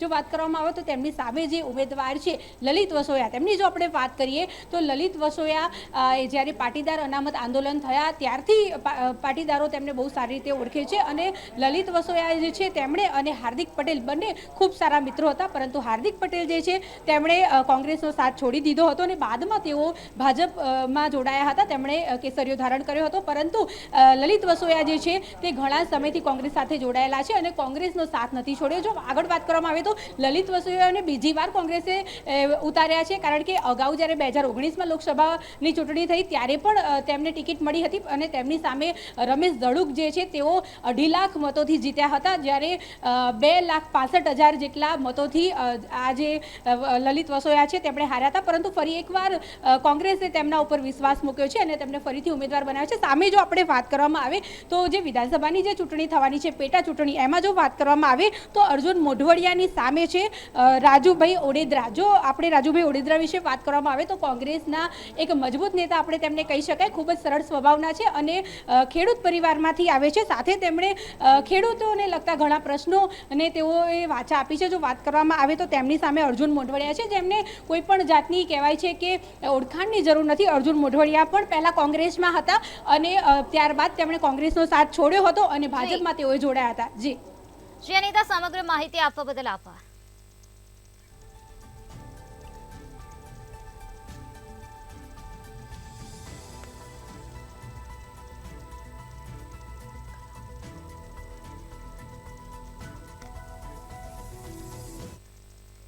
હવે વાત કરીશું પાટણ બેઠકની કે પાટણ બેઠક પર લોકસભાની ચૂંટણીને લઈને કેવો માહોલ જામ્યો છે. ભાજપ દ્વારા પાટણ બેઠક પર ભરતસિંહ ડાભીને ટિકિટ આપવામાં આવી છે તો કોંગ્રેસ દ્વારા ચંદનજી ઠાકોરને મેદાનમાં ઉતારવામાં આવ્યા છે. તો પાટણ બેઠક પર ડાભી વર્સિસ ઠાકોરનો જંગ જામેલો જોવા મળી રહ્યો છે. તો પાટણમાં ભાજપ દ્વારા ભરતસિંહ ડાભીને મેદાનમાં ઉતારવામાં આવ્યા તો આ સાથે કોંગ્રેસ દ્વારા ચંદનજી ઠાકોરને મેદાનમાં ઉતારવામાં આવ્યા છે. તો ચંદનજી ઠાકોરની વાત કરીએ તો ચંદનજી ઠાકોરની શૈક્ષણિક લાયકાતની વાત કરીએ તો તેઓ 10મું ભણેલા છે, 10મું પાસ છે અને તેઓની ઉંમર 52 વર્ષની છે. ચંદનજી ઠાકોર સમાજના અધ્યક્ષ, જેમને પાર્ટીએ આ વખતે લોકસભાના ઉમેદવાર બનાવ્યા. તો પાટણ લોકસભામાં બેઠક પર કેવો ચૂંટણીનો માહોલ છે તે અંગે વધુ માહિતી આપવા માટે આપણી સાથે સંવાદદાતા શિવાંશુ સિંહ જોડાઈ ગયા છે. જી શિવાંશુ, પાટણમાં લોકસભાની ચૂંટણીને લઈને કેવો જંગ જામેલો જોવા મળી રહ્યો છે?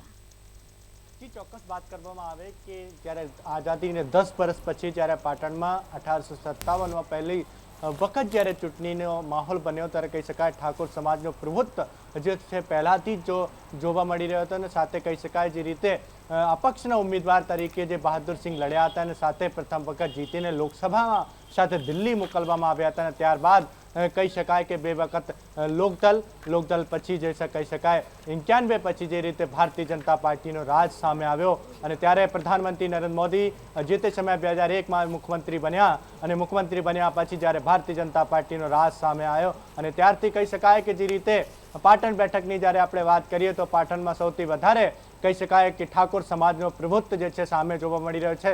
સાથે કહી શકાય 20 લાખથી વધુ જે મતદારો છે તે પણ પાટણમાં લોકસભામાં જે છે, અને સાથે કહી શકાય કે પાટણ લોકસભામાં 60 જેટલી જે છે તે વિધાનસભાનો સમાવેશ થાય છે. જી શિવાંશુ, સમગ્ર માહિતી આપવા બદલ આભાર.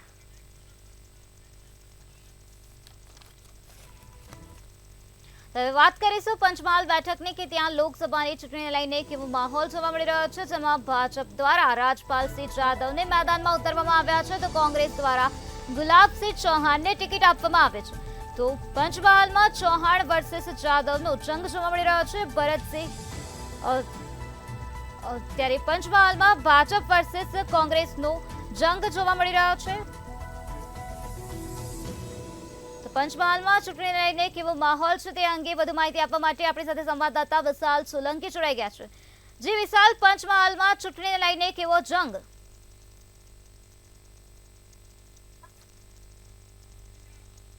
જી વિશાલ.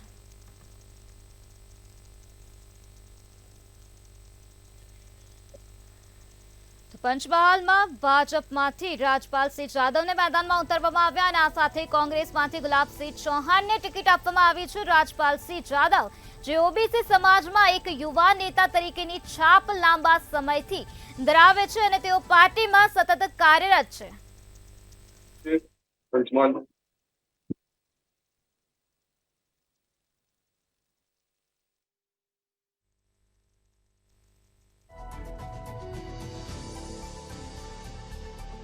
જી વિશાલ, આપણી સાથે વિશાલ જોડાઈ ગયા છે. જી વિશાલ.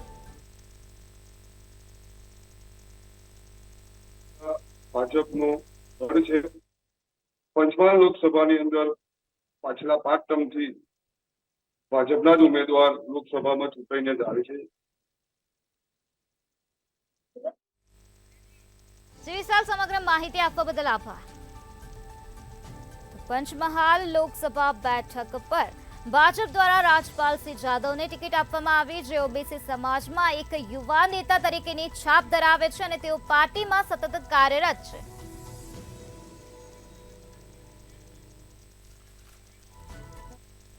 તો હવે બનાસકાંઠા બેઠકની વાત કરીએ તો ત્યાં મહિલા વર્સેસ મહિલાનો જંગ જામેલો જોવા મળી રહ્યો છે, જેમાં ભાજપમાંથી રેખાબેન ચૌધરીને મેદાનમાં ઉતારવામાં આવ્યા છે, તો કોંગ્રેસમાંથી ગેનીબેન ઠાકોરને મેદાનમાં ઉતારવામાં આવ્યા છે. તો કોંગ્રેસ દ્વારા સૂત્ર આપવામાં આવ્યું છે, ગેનીબેને સૂત્ર આપ્યું છે બનાસની બેન ગેનીબેન. તો બનાસકાંઠા બેઠક પર ભાજપ વર્સેસ કોંગ્રેસનો ખરાખરીનો જંગ જોવા મળી રહ્યો છે, જેમાં રેખાબેન ચૌધરી ભાજપમાંથી ટિકિટ આપવામાં આવી છે અને આ સાથે કોંગ્રેસમાંથી ગેનીબેનને મેદાનમાં ઉતારવામાં આવ્યા છે. તો રેખાબેન ચૌધરીની વાત કરીએ તો રેખાબેન ચૌધરીની શૈક્ષણિક લાયકાત, તેઓ પીએચડી થયેલા છે અને તેઓ એન્જિનિયરિંગ કોલેજમાં પ્રોફેસર અને ગણિતમાં પીએચડી કરનાર રેખાબેન ચૌધરી છે. તો રેખાબેન ચૌધરી બનાસકાંઠામાંથી ચૂંટણી લડી રહ્યા છે. તો આ સાથે ગેનીબેનની વાત કરીએ તો ગેનીબેન ગુજરાત વિધાનસભાના સભ્ય છે અને આ વખતે લોકસભા માટે ઉમેદવાર કોંગ્રેસ દ્વારા બનાવવામાં આવ્યા છે. તો બનાસકાંઠા બેઠકમાં 7 વિધાનસભા વિસ્તારનો સમાવેશ થાય છે, જ્યાં વાવ, થરાદ, ધાનેરા, દાંતા, પાલનપુર, ડીસા અને દિયોદર વિધાનસભા બેઠકનો સમાવેશ થાય છે. તો આ પહેલી એવી બેઠક છે જ્યાં મહિલા વર્સેસ મહિલાનો જંગ જામેલો જોવા મળી રહ્યો છે. ભાજપમાંથી રેખાબેન ચૌધરીને મેદાનમાં ઉતારવામાં આવ્યા, તો કોંગ્રેસમાંથી ગેનીબેન ઠાકોરને મેદાનમાં ઉતારવામાં આવ્યા છે. તો ચૌધરી વર્સેસ ઠાકોરની જંગ બનાસકાંઠામાં જામેલી જોવા મળી રહી છે. રેખાબેન ચૌધરી જે 44 વર્ષના છે, ભાજપ દ્વારા તેઓને ટિકિટ આપવામાં આવી અને તેઓ પીએચડી સુધી અભ્યાસ ધરાવે છે. એન્જિનિયરિંગ કોલેજમાં તેઓ પ્રોફેસર હતા અને આ સાથે તેઓએ ગણિત વિષય પર પીએચડી કરી છે. તો આ રેખાબેન ચૌધરીને બનાસકાંઠામાં ભાજપ દ્વારા ટિકિટ આપવામાં આવે છે. જ્યારે ગેનીબેનની વાત કરીએ તો ગેનીબેન ખૂબ સક્રિય કામગીરી ધરાવે છે અને સતત સામાજિક કામગીરી કરતા હોય છે અને તેઓ ગુજરાત વિધાનસભાના સભ્ય છે. આ વખતે લોકસભા બેઠક માટે કોંગ્રેસ દ્વારા ગેનીબેન ઠાકોરની પસંદગી કરવામાં આવે છે. તો આ બેઠકમાં 7 વિધાનસભા વિસ્તારનો સમાવેશ થાય છે, જેમાં વાવ, થરાદ, ધાનેરા, દાંતા, પાલનપુર, ડીસા અને દિયોદર બેઠકનો સમાવેશ થાય છે. તો બનાસકાંઠામાં મહિલા વર્સિસ મહિલાનો જંગ જામેલો જોવા મળી રહ્યો છે. બંને વચ્ચે રસાકસી જોવા મળી રહી છે. રેખાબેન ચૌધરી જે ગલબાભાઈ ચૌધરીના પૌત્રી છે, જ્યારે જ્ઞાનીબેન ઠાકોર જે કોંગ્રેસ સાથે જોડાયેલા છે અને તેઓ ગુજરાત વિધાનસભાના સભ્ય પણ છે. તેઓ સામાજિક કામગીરી કરતા રહ્યા છે અને આ વિસ્તારમાં તેઓનું ખૂબ નામ છે. ત્યારે મહિલા વર્સિસ મહિલાનો જંગ જામેલો બનાસકાંઠા બેઠક પર જોવા મળી રહ્યો છે.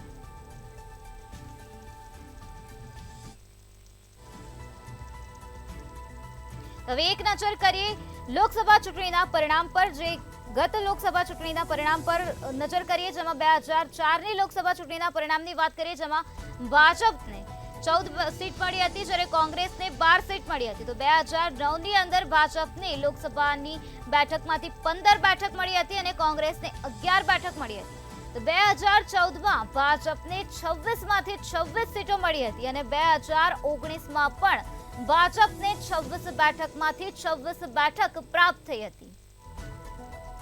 તો આ છેલ્લી 4 લોકસભા ચૂંટણીના પરિણામ છે, જેમાં સતત 2 ટર્મથી ભાજપ 26માંથી 26 સીટ મેળવતું રહ્યું છે. જ્યારે 2004ની વાત કરીએ તો 2004માં કોંગ્રેસને 26માંથી 12 બેઠક પ્રાપ્ત થઈ હતી અને આ સાથે ભાજપને 26માંથી 14 બેઠક મળી હતી. 2009ની વાત કરીએ તો 2009માં ભાજપને 15 બેઠક મળી અને આ સાથે કોંગ્રેસને 11 બેઠક મળી. તો છેલ્લા 2 ટર્મથી ભાજપ જીતતી આવી રહી છે. 2014 અને 2019માં ભાજપની સત્તા જોવા મળી રહી છે. ભાજપ 26માંથી 26 બેઠક જીતી છે.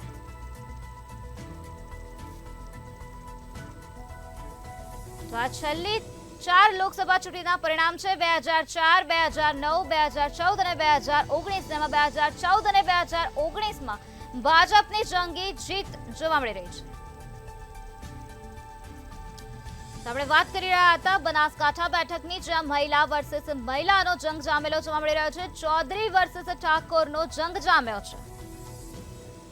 તો બનાસકાંઠામાં ચૂંટણીનો કેવો માહોલ છે તે અંગે વિસ્તૃત માહિતી આપવા માટે આપણી સાથે સંવાદદાતા રમેશ પટેલ જોડાઈ ગયા છે. જી રમેશ, બનાસકાંઠામાં ચૂંટણીને લઈને કેવો માહોલ? જી, બનાસકાંઠા જિલ્લાની વાત કરવામાં આવે તો બનાસકાંઠા જિલ્લામાં ગુજરાતમાં પ્રથમ એવી સીટ છે કે જ્યાં બંને મહિલાઓ ચૂંટણી લડી રહી છે. કોંગ્રેસના ઉમેદવાર પણ મહિલા છે, જ્યારે ભાજપના ઉમેદવાર પણ મહિલા છે. ત્યારે ગુજરાતની આ સૌ પ્રથમ એવી સીટ છે કે જ્યાં બંને ઉમેદવારો ચૂંટણીના મેદાનમાં છે. વાત કરવામાં આવે તો 2012માં કોંગ્રેસના સાંસદ મુકેશ ગઢવીના અવસાન બાદ પેટા ચૂંટણી યોજાઈ હતી ને જેમાં ભાજપના હરિભાઈ ચૌધરીનો વિજય થયો હતો અને 2014માં પણ ભાજપના હરિભાઈ ચૌધરી દ્વારા તેમને ઉમેદવારી નોંધાવવામાં આવી હતી, ત્યારે તેમનો વિજય થયો હતો અને ત્યારબાદ 2019માં ભાજપમાંથી રાજ્યના પાણી પુરવઠા મંત્રી પરબતભાઈ પટેલને પ્રમોટ કરવામાં આવ્યા હતા અને 2019માં પરબતભાઈ પટેલ સંસદમાં હતા. ત્યારે ફરી એકવાર ભાજપ દ્વારા શિક્ષિત ઉમેદવાર છે કે જેઓ રેખાબેન ચૌધરીને પ્રમોટ કરવામાં આવે છે. ત્યારે કોંગ્રેસ દ્વારા 28 વર્ષના અનુભવી અને વાવના ધારાસભ્ય જ્ઞાનીબેન ઠાકોરને અત્યારે પ્રમોટ કરવામાં આવે છે. મહત્વની વાત કરવામાં આવે તો બનાસકાંઠા જિલ્લાની ચૂંટણી પર સમગ્ર રાજ્યની નજર છે, કારણ કે એક તરફ કોંગ્રેસના જે ઉમેદવાર છે તેમના નિવેદન પર નિવેદન સામે આવી રહ્યા છે, જ્યારે બીજી બાજુ ભાજપમાં શિક્ષિત ઉમેદવાર છે અને પોતે બનાસકાંઠા જિલ્લાના જે પશુપાલકો છે અને અત્યારે જેમની જીવન નિર્વાહ બનાસ ડેરી પર ચાલી રહ્યો છે તેવા ગલબા કાકાના પૌત્રી છે. એટલે ક્યાંક ને ક્યાંક અત્યારે 2 મહિલા ઉમેદવારો વચ્ચે પ્રચાર પ્રસારમાં કાંટેની ટક્કર જોવા મળી રહી છે. જી રમેશ, સમગ્ર માહિતી આપવા બદલ આભાર.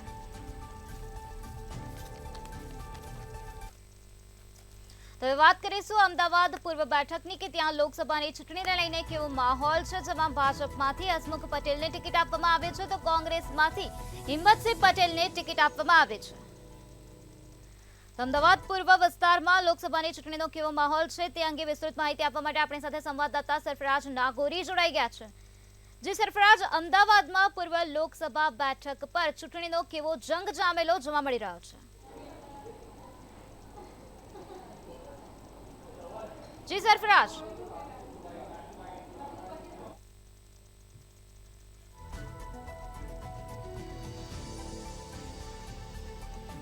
જી સરફરાજ. પૂર્વની જે બેઠક છે તેમાં 20.10 લાખ જેટલા મતદાતાઓ એ નેતાઓનું ભાવિ નક્કી કરવાના છે અને આ ચૂંટણીનો પડઘમ હવે જે છે એ થોડા સમયની અંદર શાંત થવાના છે. હમણાં હવે અડધો 1 કલાક જ લગભગ બાકી છે. 6 વાગે ચૂંટણી પ્રચાર પડઘમ શાંત થશે, જાહેર પ્રચાર બંધ થશે અને તેની સાથે સાથે દરેક જગ્યાએ જે ભાજપ, કોંગ્રેસ સહિતના જેટલા પણ નેતાઓએ પ્રચાર માટેના હોર્ડિંગ્સ લગાવેલા છે તે હોર્ડિંગ્સ પણ આચારસંહિતાને લીધે ચૂંટણી પંચ હટાવી લેશે. સાથે સાથે હવે આગામી 35 કલાક સુધી એ મતદાતાઓને વિચારવાનો સમય મળશે કે તેમને કોને મત આપવા. પરંતુ હું આપને જણાવી દઉં કે જે ભાજપ તરફથી જે ઉમેદવાર છે HS પટેલ, તેઓ વર્તમાન સાંસદ પણ છે અને તેમને આ વખતે ફરી રિપીટ કરાયા છે. 2 વખતથી તેઓ સાંસદ છે. તેઓ ટેક્સટાઇલ વિભાગના વ્યવસાય સાથે સંકળાયેલા છે. આ સાથે સાથે તેઓ ગત 17મી લોકસભાની અંદર ટેક્સટાઇલ તેમજ સ્ટેન્ડિંગ કમિટી ઓન વોટર રિસોર્સના કમિટીના પણ સભ્ય હતા. જ્યારે બીજી તરફ કોંગ્રેસના જે ઉમેદવાર છે હિંમતસિંહ પટેલ, તેઓ અમદાવાદ AMCના પૂર્વ મેયર રહી ચૂકેલા છે. એક જાણીતું નામ છે. જો કે રસપ્રદ બાબત એ છે કે કોંગ્રેસે આ બેઠક પરથી પહેલાં રોહન ગુપ્તાને મેદાનમાં ઉતાર્યા હતા, પણ રોહન ગુપ્તા નાટ્યાત્મક રીતે ઉમેદવારી પાછી ખેંચી લીધી અને તેઓ ભાજપમાં જોડાઈ ગયા. અને ત્યારબાદ હિંમતસિંહ પટેલ, જે જૂના દિગ્ગજ નેતા છે કોંગ્રેસના, તેમને એક વખત ના પાડી હતી કે તેઓ ચૂંટણી ન લડે, પરંતુ જ્યારે પાર્ટી સંકટમાં આવી ત્યારે તેઓ સંકટ મોચક બનીને અમદાવાદ પૂર્વ પરથી ચૂંટણી લડવા માટે તૈયાર થયા. આ ચૂંટણીની અંદર 18 જેટલા ઉમેદવારો એ ઉમેદવારી નોંધાવી છે. 18 જેટલા ઉમેદવારોનું ભાવિ એ મતદાતાઓ એ 7મી મે એટલે કે 2 દિવસ બાદ મંગળવારે નક્કી કરશે. મતદાતાઓ હોય કોની તરફ વલણ રાખે છે તે ખાસ અગત્યનું છે. પરંતુ બંને પક્ષો તરફથી દિગ્ગજ નેતાઓ ચૂંટણી પ્રચાર કર્યા છે. કોંગ્રેસ તરફથી મલ્લિકાર્જુન ખડગે જેવા દિગ્ગજ નેતાઓ ચૂંટણી સભાઓ સંબોધિત છે, તો બીજી તરફ ભાજપમાંથી અમિત શાહ જેવા દિગ્ગજ નેતાએ પણ નિકોલ ખાતે ચૂંટણી સભાને સંબોધિત કરી હતી. મતદાતાઓ હવે આ ચૂંટણી અંદર કોની તરફ રહે છે તે જોવું ખાસ અગત્યનું છે. પરંતુ 1989થી વાત કરીએ તો 35 વર્ષથી આ બેઠક પર ભાજપનો દબદબો રહ્યો છે. જી સરફરાજ, સમગ્ર માહિતી આપવા બદલ આભાર.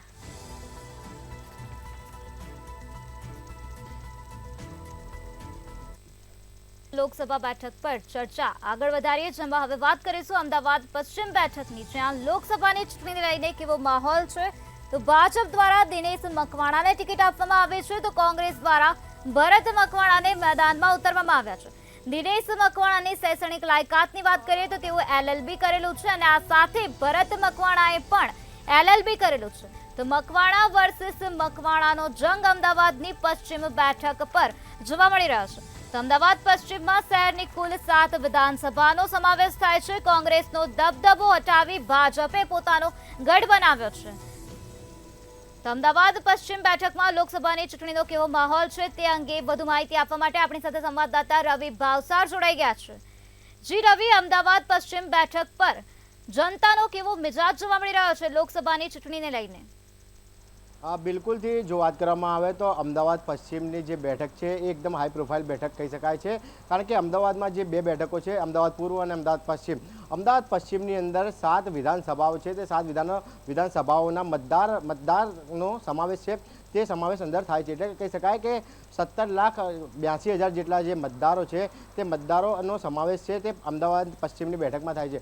અમદાવાદ પશ્ચિમમાંથી ભારતીય જનતા પાર્ટીના ઉમેદવાર દિનેશ મકવાણાને પાર્ટી મેન્ડેટ આપી અને તેમને લડાવ્યા છે. જ્યારે કોંગ્રેસની વાત કરવામાં આવે તો કોંગ્રેસમાંથી ભરત મકવાણાને છે તે ભરત મકવાણાને ટિકિટ આપી કોંગ્રેસે લડાવ્યા છે. કહી શકાય કે જે પ્રમાણે છેલ્લા 35 વર્ષથી દિનેશ મકવાણા છે તે ભારતીય જનતા પાર્ટીમાં ક્યાંક ને ક્યાંક એક્ટિવ હતા અને સાથે જ જો વાત કરવામાં આવે તો 2 ટર્મ સુધી તેઓ જે પૂર્વ મેયર ડેપ્યુટી મેયર તરીકે રહ્યા હતા. એટલે કે કહી શકાય કે જે પ્રમાણે ભારતીય જનતા પાર્ટીથી છેલ્લા 37 વર્ષોથી જોડાયેલા છે અને ડેપ્યુટી મેયર જેવી જે પદ છે તે પદ ઉપર પણ તેઓ રહી ચૂક્યા છે. અને સામે જ જો વાત કરવામાં આવે તો ભરત મકવાણા છે તે ભરત મકવાણા જે સોજિત્રા ખાતેથી જે પોતે ધારાસભ્ય છે તે ધારાસભ્ય અગાઉ રહી ચૂક્યા છે, પરંતુ તેઓ છેલ્લા ઘણા વર્ષોથી, એટલે કે તેમના જે પિતા હતા તે રાજીવ ગાંધીની સરકારમાં જે મંત્રી હતા અને સાથે જ વાત કરવામાં આવે તો છેલ્લા ઘણા સમયથી તે કોંગ્રેસ પક્ષ સાથે જોડાયેલા છે. એટલે કે કહી શકાય કે જે પ્રમાણે જે 7 વિધાનસભાઓનો જે સમાવેશ છે તે અમદાવાદ પશ્ચિમની લોકસભામાં થાય છે. અને સાથે જ જો વાત કરવામાં આવે તો લગભગ 17,82,000 જેટલા જે મતદારો છે તે મતદારો જે લોકસભાને લઈને જે ભાવિ છે તે ભાવિ 7મી મેના રોજ છે તે 7મી મેના રોજ નક્કી કરશે. એટલે કે કહી શકાય કે જે પ્રમાણે હવે આગામી દિવસ એટલે કે 2 દિવસ જ માત્ર બાકી રહ્યા છે ત્યારે જે ડોર ટુ ડોર પ્રચાર છે તે ભારતીય જનતા પાર્ટી અને કોંગ્રેસના ઉમેદવારો છે તે ઉમેદવારો કરશે. જો વાત કરવામાં આવે તો છેલ્લી 3 ટર્મથી આ સીટ છે આ સીટ ઉપર ભારતીય જનતા પાર્ટીનો દબદબો છે તે દબદબો રહ્યો હતો. ડૉક્ટર કિરીટ સોલંકી 3 ટર્મ સુધી જે અમદાવાદ પશ્ચિમ લોકસભાના જે ઉમેદવાર હતા તેઓ સતત 3 ટર્મથી જે બહોળા મતથી તેઓ જીતતા હતા. એટલે કે કહી શકાય કે છેલ્લા 3 ટર્મથી ભારતીય જનતા પાર્ટીનો અમદાવાદ પશ્ચિમની જે લોકસભાની જે સીટ ઉપરથી દબદબો છે તે જે આ લોકસભામાં પણ ક્યાંક ને ક્યાંક કાયમ રહેશે તેવું લોકોનું કહેવું છે. જી રવિ, સમગ્ર માહિતી આપવા બદલ આભાર. અમદાવાદ પશ્ચિમ બેઠક પર ભાજપમાંથી દિનેશ મકવાણાને ટિકિટ આપવામાં આવી અને કોંગ્રેસમાંથી ભરત મકવાણાને ટિકિટ આપવામાં આવી છે. કોંગ્રેસનો દબદબા હટાવીને ભાજપે આ વિસ્તારને પોતાનો ગઢ બનાવ્યો છે. અમદાવાદ પશ્ચિમ બેઠક પર છેલ્લા 35 વર્ષથી ભાજપનો દબદબો છે તો સંપૂર્ણપણે શહેરી વિસ્તાર અને મતદારો ધરાવતી બેઠક છે. અમદાવાદ પશ્ચિમ બેઠક અંતર્ગત 2 અનામત બેઠકનો સમાવેશ થાય છે.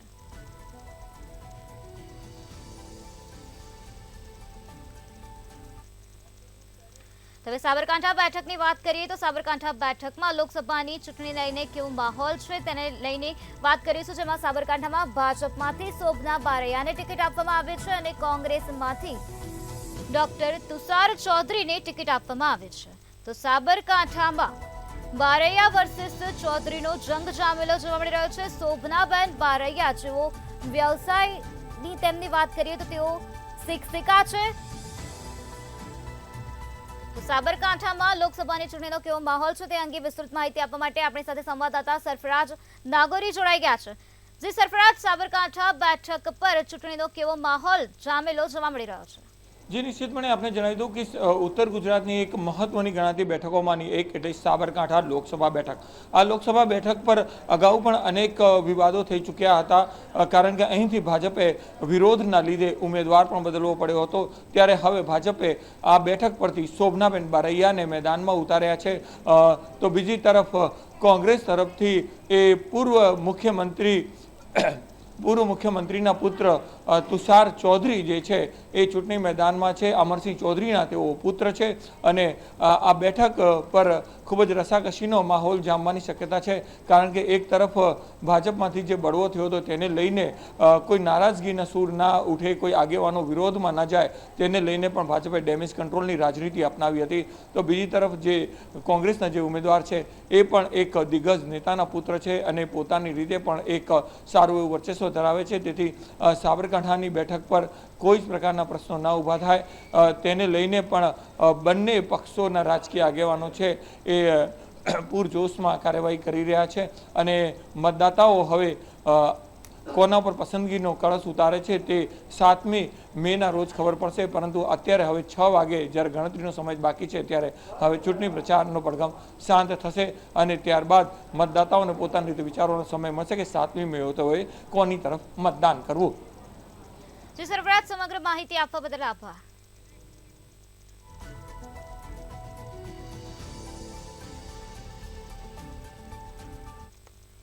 હવે વાત કરીએ કચ્છ બેઠકની, જ્યાં ભાજપ દ્વારા વિનોદ ચાવડાને ટિકિટ આપવામાં આવે છે. તો કચ્છમાં લોકસભાની ચૂંટણીને લઈને કેવો માહોલ જોવા મળી રહ્યો છે તે અંગે વાત કરીશું. તો કોંગ્રેસ દ્વારા નીતેશ લાલનને ટિકિટ આપવામાં આવે છે.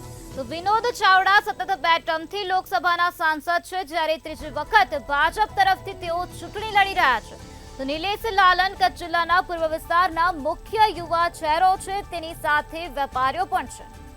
તો કચ્છ લોકસભા વિસ્તારમાં આવતી વિધાનસભા બેઠકની વાત કરીએ તો માંડવી, ભુજ, અંજાર, ગાંધીધામ, અબડાસા, રાપર, મોરબી વગેરે વિધાનસભા બેઠક કચ્છ લોકસભા વિસ્તારમાં આવે છે.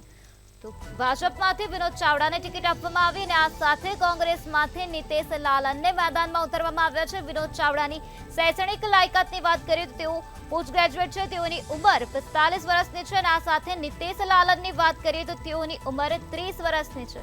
તેઓ કચ્છ જિલ્લાના પૂર્વ વિસ્તારના મુખ્ય યુવા ચહેરો છે. તો કોંગ્રેસે નીતેશ લાલનને ટિકિટ આપી છે. નીતેશ લાલનને મેદાનમાં ઉતાર્યા છે અને આ સાથે ભાજપે વિનોદ ચાવડાને મેદાનમાં ઉતાર્યા છે. ત્યારે ચાવડા વર્સિસ લાલનનો જંગ કચ્છ લોકસભા બેઠક પર જોવા મળી રહ્યો છે. તો સતત 2 ટર્મથી લોકસભાના સાંસદ રહી ચૂક્યા છે વિનોદ ચાવડા. ત્યારે હવે ફરીથી ત્રીજી વખત વિનોદ ચાવડાને ટિકિટ આપવામાં આવી છે. ત્રીજી વખત ભાજપ તરફથી વિનોદ ચાવડા લોકસભા બેઠકની ચૂંટણી લડી રહ્યા છે. તો કચ્છ વિસ્તારમાં વિધાનસભામાં આવતી બેઠકની વાત કરીએ તો ત્યાં માંડવી, ભુજ, અંજાર, ગાંધીધામ અને આ સાથે અબડાસા, રાપર, મોરબી બેઠકનો સમાવેશ થાય છે. ક્ષત્રિય, લોહાણા, મુસ્લિમ, આહિર, જૈન, પાટીદાર, સિંધી, વાણિયા, બ્રાહ્મણ, ગઢવી, માલધારી, દલિત આ બધી જ્ઞાતિઓના મતદારો નોંધપાત્ર સંખ્યામાં કચ્છમાં છે. કચ્છની બેઠક પર કોઈ એક જ્ઞાતિના મતદારોનું પ્રભુત્વ નથી. જુદી જુદી જ્ઞાતિઓની બનેલી આ બેઠક એસસી માટે અનામત છે. જ્ઞાતિવાદી સમીકરણો અહીં કામ કરતા નથી. આ બધી જ્ઞાતિઓના મતદારોની સંખ્યા 7 થી 8% આસપાસ છે. તો કચ્છમાં લોકસભાની ચૂંટણીને લઈને કેવો માહોલ છે તે અંગે વધુ માહિતી આપવા માટે આપણી સાથે સંવાદદાતા મહેન્દ્ર મારુ જોડાઈ ગયા છે. જી મહેન્દ્ર, કચ્છમાં ભાજપ કે કોંગ્રેસ કોણ બાજી મારશે આ વખતે?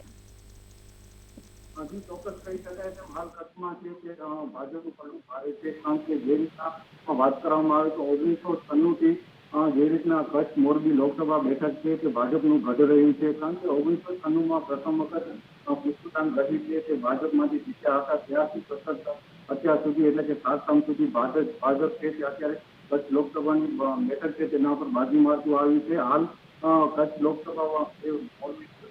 લોકસભા મોરબીની બેઠક છે તેમાં વિનોદભાઈ ચાવડા છે તે મજબૂત દાવેદાર છે. તો તેમની સામે છે તે કોંગ્રેસના ઉમેદવાર યુવા છે, નેતા છે અને કહી શકાય તેમ યુથ કાર્યકારી પ્રમુખ પણ રહી ચૂક્યા છે નીતિશ ચાવડા છે. તેમનું હાલ જે સત્તા છે તેમાં દેખાય છે. પણ જે રીતના જે વાત કરવામાં આવે તો ફ્લેક્સની તો હાલ મતદારોનો ફ્લેક્સ મોદીની ગેરંટી ઉપર છે. કારણ કે લોકો છે તેમાં મોદીની ચાહના ધરાવે છે અને લોકો મોટા ભાગના જે મતદારો કહી શકાય તેમ કે મોદી ફેક્ટર છે તરફ વળે તેમ પણ કહી શકાય. હાલ જે રીતના જે મજબૂત નેતા છે વિનોદભાઈ ચાવડા તેઓ સતત 2 ટર્મ આવ્યા ત્યારે હાલ બીજી ટર્મ માટે નામ અત્યારે મોદી મંડળ દ્વારા મેનેજ કરવામાં આવ્યું છે. ત્યારબાદ તેઓ વિનોદભાઈ ચાવડા છે તે દાવેદાર છે અને તેઓ સતત 2 ટર્મથી પણ જીતાતા આવ્યા છે. હાલ વિનોદભાઈનું પડવું છે કે હાલ કચ્છ મોરબીની બેઠક ઉપર ભારે દેખાતું સામે આવી રહ્યું છે. જી મહેન્દ્ર, સમગ્ર માહિતી આપવા બદલ આભાર. તો ભાજપ વર્સિસ કોંગ્રેસનો જંગ કચ્છ બેઠક પર જોવા મળી રહ્યો છે. નીતિશ લાલન વર્સિસ વિનોદ ચાવડાનો જંગ કચ્છમાં જોવા મળ્યો છે. હવે વાત કરીશું નવસારી બેઠકની, જ્યાં ભાજપમાંથી CR પાટીલને ટિકિટ આપવામાં આવી છે જ્યારે કોંગ્રેસમાંથી નૈસદ દેસાઈને ટિકિટ આપવામાં આવી છે. તો નવસારી બેઠકની વાત કરીએ તો 2008માં થયેલા નવા સીમાંકન બાદ નવસારી લોકસભા બેઠક અમલમાં આવી છે. અગાઉ નવસારી જિલ્લાનો વલસાડ લોકસભા બેઠકમાં સમાવેશ થતો હતો. તો નવસારીમાં લોકસભાની ચૂંટણીનો કેવો માહોલ છે તે અંગે વધુ માહિતી આપવા માટે આપણી સાથે સંવાદદાતા રવિ ભાવસાર જોડાઈ ગયા છે. જી રવિ, નવસારીમાં ચૂંટણીને લઈને મતદારોનો કેવો મિજાજ જોવા મળી રહ્યો છે? બિલકુલથી જો વાત કરવામાં આવે તો જે પ્રમાણે ગુજરાત લોકસભા ઇલેક્શન 2024ને લઈને જે મતદાન છે તે મતદાન 7 મેના રોજ થવા જઈ રહ્યું છે. ત્યારે નવસારી બેઠકને લઈને જે લોકો છે તે લોકોનું સ્પષ્ટપણે કહેવું છે કે છેલ્લા 2 ટર્મથી ભારતીય જનતા પાર્ટીના ઉમેદવાર CR પાટીલ છે તે CR પાટીલ જીતતા આવ્યા છે. અને જો વાત કરવામાં આવે તો કોંગ્રેસ તરફથી નૌશાદ દેસાઈને જે ટિકિટ છે તે ટિકિટ આપવામાં આવી છે. એટલે કહી શકાય કે જે પ્રમાણે CR પાટીલને જે ચૂંટણીના જે ચાણક્ય છે તે ચાણક્ય કહી શકાય છે.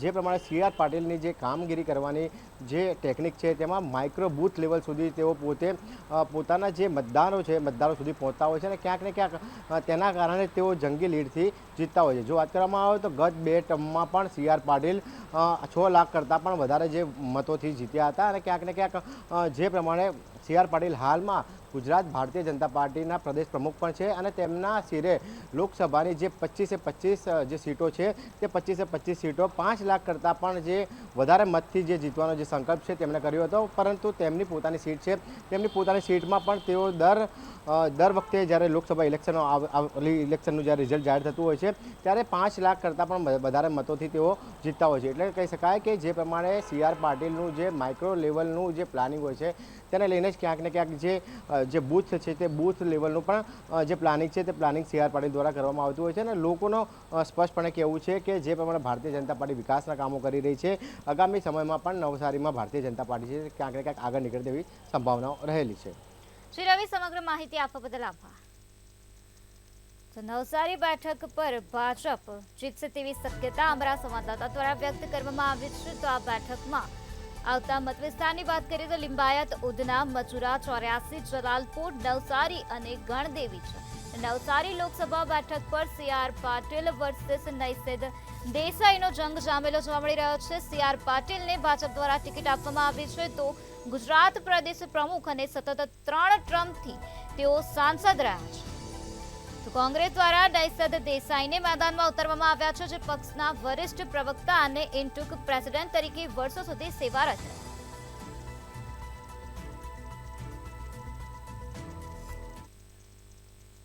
તો હવે ગાંધીનગર બેઠકની વાત કરીએ તો ગાંધીનગર બેઠક પર અમિત શાહને ટિકિટ આપવામાં આવી છે ભાજપ દ્વારા અને આ સાથે કોંગ્રેસ દ્વારા સોનલ પટેલને મેદાનમાં ઉતારવામાં આવ્યા છે.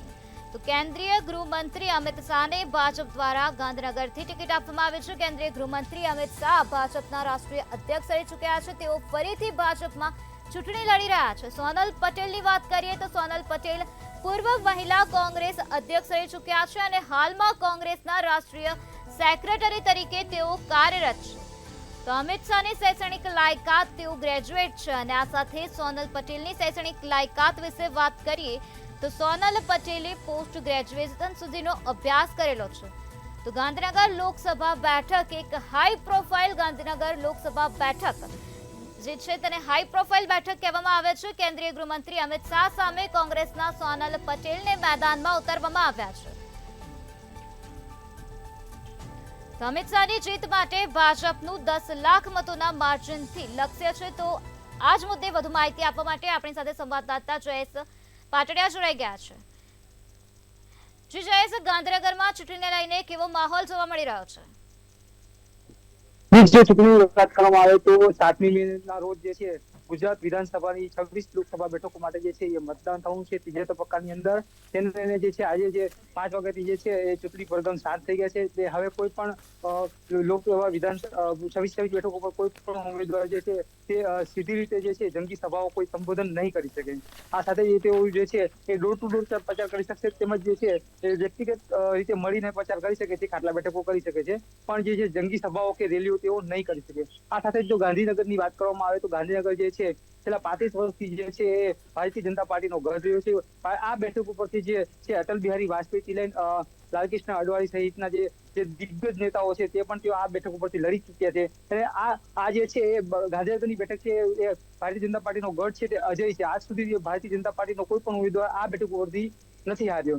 જો ગાંધીનગર અમિત શાહની વાત કરવામાં આવે તો અમિત શાહ જે છે એ 2019ની લોકસભા ચૂંટણીમાં જે છે તેઓ પ્રથમ વખત ગાંધીનગરની બેઠક પરથી તેઓ લડ્યા હતા અને આ બેઠકમાં તેમને 5.5 લાખ કરતા પણ વધુ બેઠકો જે છે મતદાર તેમને મળ્યા હતા. તેમની સાથે જે છે એ CJ ચાવડા જે છે કોંગ્રેસ ઉમેદવાર હતા. અને 2024ની વાત કરવામાં આવે તો અત્યારે તેમની સામે જે છે કોંગ્રેસના સોનલ પટેલ છે, જેમનું જે ક્યાંક ને ક્યાંક અમિત શાહ પાસે જે છે એ નાનું પડી રહ્યું એવું લાગી રહ્યું છે. આ સાથે જો વાત કરવામાં આવે તો ગાંધીનગર લોકસભા બેઠકની અંદર જે છે 7 લોકસભા બેઠકનો સમાવેશ થાય છે, જેમાં જે છે 5 લોકસભા બેઠક છે જે અમદાવાદની છે. આ સિવાય જે સાણંદ, કલોલ અને ગાંધીનગર ઉત્તર દક્ષિણનો પણ જે આ બેઠકની અંદર જે છે સમાવેશ થાય છે. જો મતોની જો જાતિગત સમીકરણો જોવામાં આવે તો આ બેઠક ઉપર જે છે એ 3.5% જે છે એ પાટીદારો છે, તેમજ 2.5% જે છે એ ઠાકોરોનું છે, તેમજ 8% જે છે ઇતર જ્ઞાતિની જે છે ઇતર જ્ઞાતિના લોકો જે છે એ આ ગાંધીનગર લોકસભા બેઠકમાં આવે છે. આ સાથે જો વાત કરવામાં આવે તો ગાંધીનગર લોકસભા બેઠક જે છે એમાંથી 80% વિસ્તાર છે તે શહેરી વિસ્તાર છે. અને શહેરી વિસ્તાર માટે એવું કહેવામાં આવે છે કે ભારતીય જનતા પાર્ટીનો ગઢ હોય છે. એટલે જો અમિત શાહ જે પોતાનો ટાર્ગેટ છે એટલે 10 લાખની જો યોજના દ્વારા નક્કી કરવામાં આવ્યું છે એ એમના માટે અચીવ કરવો ખૂબ જ સરળ રહેશે. કેમ કે અમિત શાહ દ્વારા જે છે એ 5 વર્ષ સુધી એક પણ તહેવાર એવો નહીં હોય કે તેમને પોતાના મતદારોની વચ્ચે કે કાર્યકર્તાઓની વચ્ચે નહીં ઉજવવું. એટલે એમની કોઈ ફરિયાદ નથી આવી કે કોઈ સાંસદ જે છે એ ગાયબ છે. ત્યારે અમુક વિસ્તારોમાં આપણે જોઈએ છીએ કે જે સાંસદોના બેનર લાગતા હોય છે કે સાંસદ ગાયબ છે, ગુમ છે. ત્યારે અમિત શાહના બાબતમાં જે છે કે આ પ્રકારની ફરિયાદ જે છે એ ગાંધીનગરમાં ક્યાંય જોવા નથી મળતી.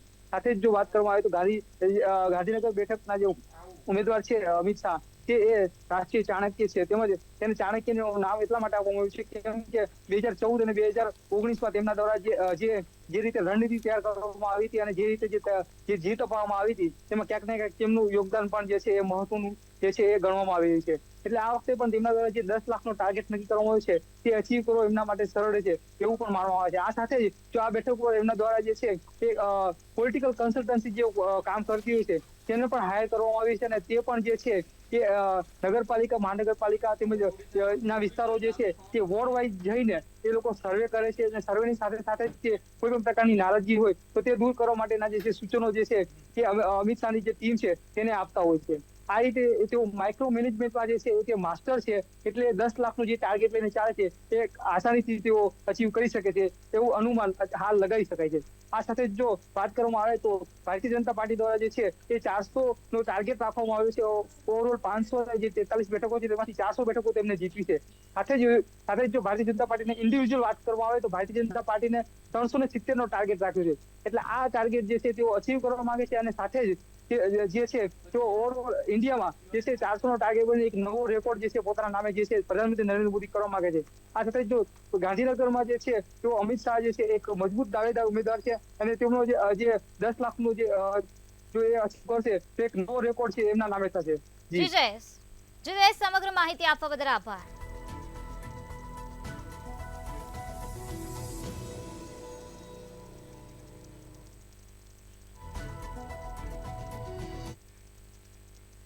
તો મહેસાણા બેઠકની વાત કરીએ તો મહેસાણા બેઠકમાં ભાજપમાંથી હરિભાઈ પટેલને મેદાનમાં ઉતારવામાં આવ્યા છે તો કોંગ્રેસમાંથી રામજી ઠાકોરને મેદાનમાં ઉતારવામાં આવ્યા છે.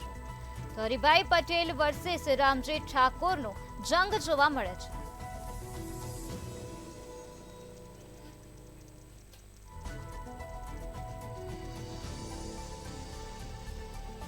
તો મહેસાણામાં લોકસભાની બેઠકની વાત કરીએ તો મહેસાણામાં લોકસભા બેઠક માટે ભાજપમાંથી હરિભાઈ પટેલને મેદાનમાં ઉતારવામાં આવ્યા અને આ સાથે ઠાકોરને કોંગ્રેસ દ્વારા મેદાનમાં ઉતારવામાં આવ્યા છે. તો વિજાપુરની વાત કરીએ તો વિજાપુર બેઠકમાં ભાજપમાંથી સીજે ચાવડાને મેદાનમાં ઉતારવામાં આવ્યા છે તો કોંગ્રેસમાંથી દિનેશ પટેલને મેદાનમાં ઉતારવામાં આવ્યા છે. તો મહેસાણાની વિજાપુરની વિધાનસભાની પેટા ચૂંટણીમાં ભાજપ દ્વારા સીજે ચાવડાને ટિકિટ અપાઈ અને કોંગ્રેસ દ્વારા દિનેશ પટેલને ટિકિટ આપવામાં આવી છે. અને આ સાથે લોકસભાની બેઠકની વાત કરીએ તો લોકસભાની બેઠક માટે આ વખતે ભાજપ દ્વારા હરિભાઈ પટેલને મેદાનમાં ઉતારવામાં આવ્યા છે તો કોંગ્રેસ દ્વારા રામજી ઠાકોરને મેદાનમાં ઉતારવામાં આવ્યા છે. હરિભાઈ પટેલની વાત કરીએ તો હરિભાઈ પટેલ જિલ્લા પંચાયતના સદસ્ય અને ફાઇન એન્ડ આર્ટ્સ કોલેજના પ્રોફેસર રહી ચૂક્યા છે અને રામજી ઠાકોર તો ઠાકોર સમાજમાં યુવાન ચહેરો છે અને મહેસાણા જિલ્લામાં તેઓ કોંગ્રેસ પ્રમુખ પણ રહી ચૂક્યા છે.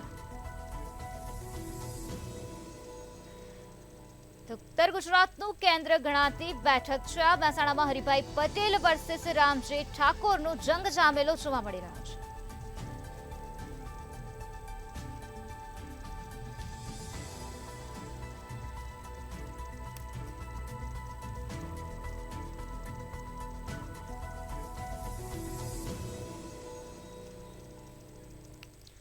મહેસાણા બેઠક પર લોકસભા ચૂંટણીનો જે જંગ જામ્યો છે અને આ સાથે મહેસાણાના વિજાપુર બેઠક પર જે વિધાનસભા પેટા ચૂંટણીનો જંગ જામ્યો છે તે જ વિશે વધુ માહિતી આપવા માટે આપણી સાથે સંવાદદાતા વિશાલ મહેતા જોડાઈ ગયા છે.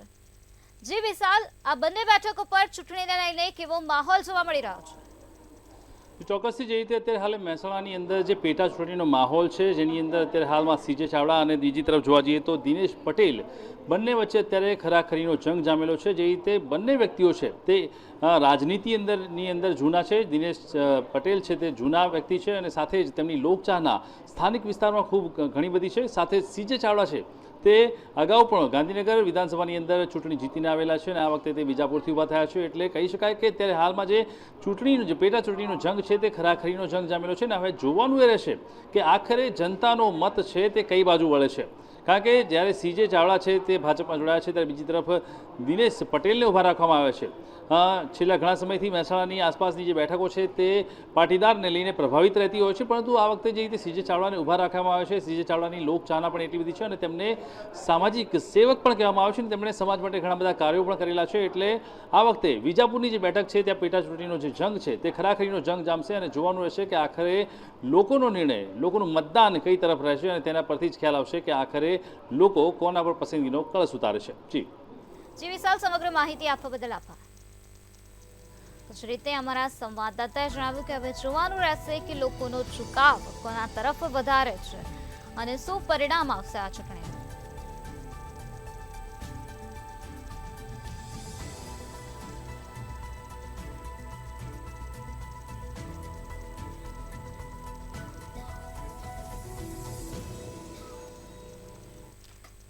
તો 3 વિધાનસભાની બેઠક પર ચૂંટણીનો જંગ જામ્યો છે, જ્યાં ખંભાત બેઠકની વાત કરીએ તો ભાજપ દ્વારા ચિરાગ પટેલને ટિકિટ આપવામાં આવી છે, જ્યારે કોંગ્રેસ દ્વારા મહેન્દ્રસિંહ પરમારને ટિકિટ આપવામાં આવી છે. તો વિધાનસભા પેટા ચૂંટણીનો જંગ ખંભાત બેઠક પર જામેલો જોવા મળી રહ્યો છે.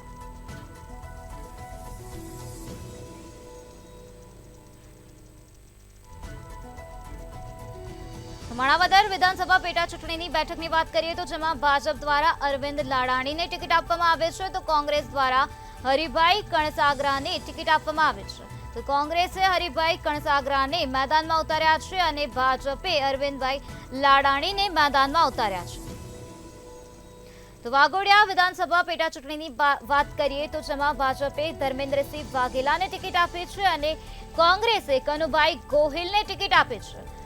તો વાઘેલા વર્સિસ ગોહિલનો જંગ જામેલો વાઘોડિયા વિધાનસભા પેટા ચૂંટણીમાં જોવા મળી રહ્યો છે. વિધાનસભા પેટા ચૂંટણીની જે વાઘોડિયાની બેઠક છે જેમાં ધર્મેન્દ્રસિંહ વાઘેલા વર્સિસ કનુભાઈ ગોહિલ જોવા મળી રહ્યા છે.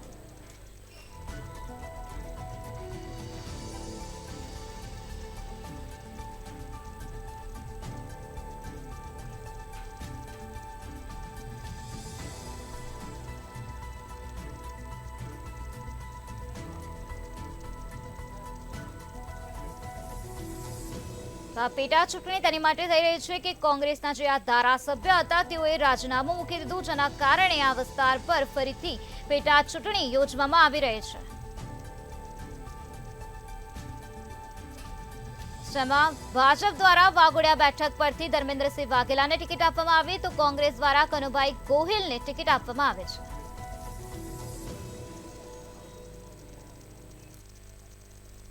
તો હાલ બસ આટલું જ. વધુ સમાચારો માટે જોતા રહો મંતવ્ય ન્યૂઝ. નમસ્કાર.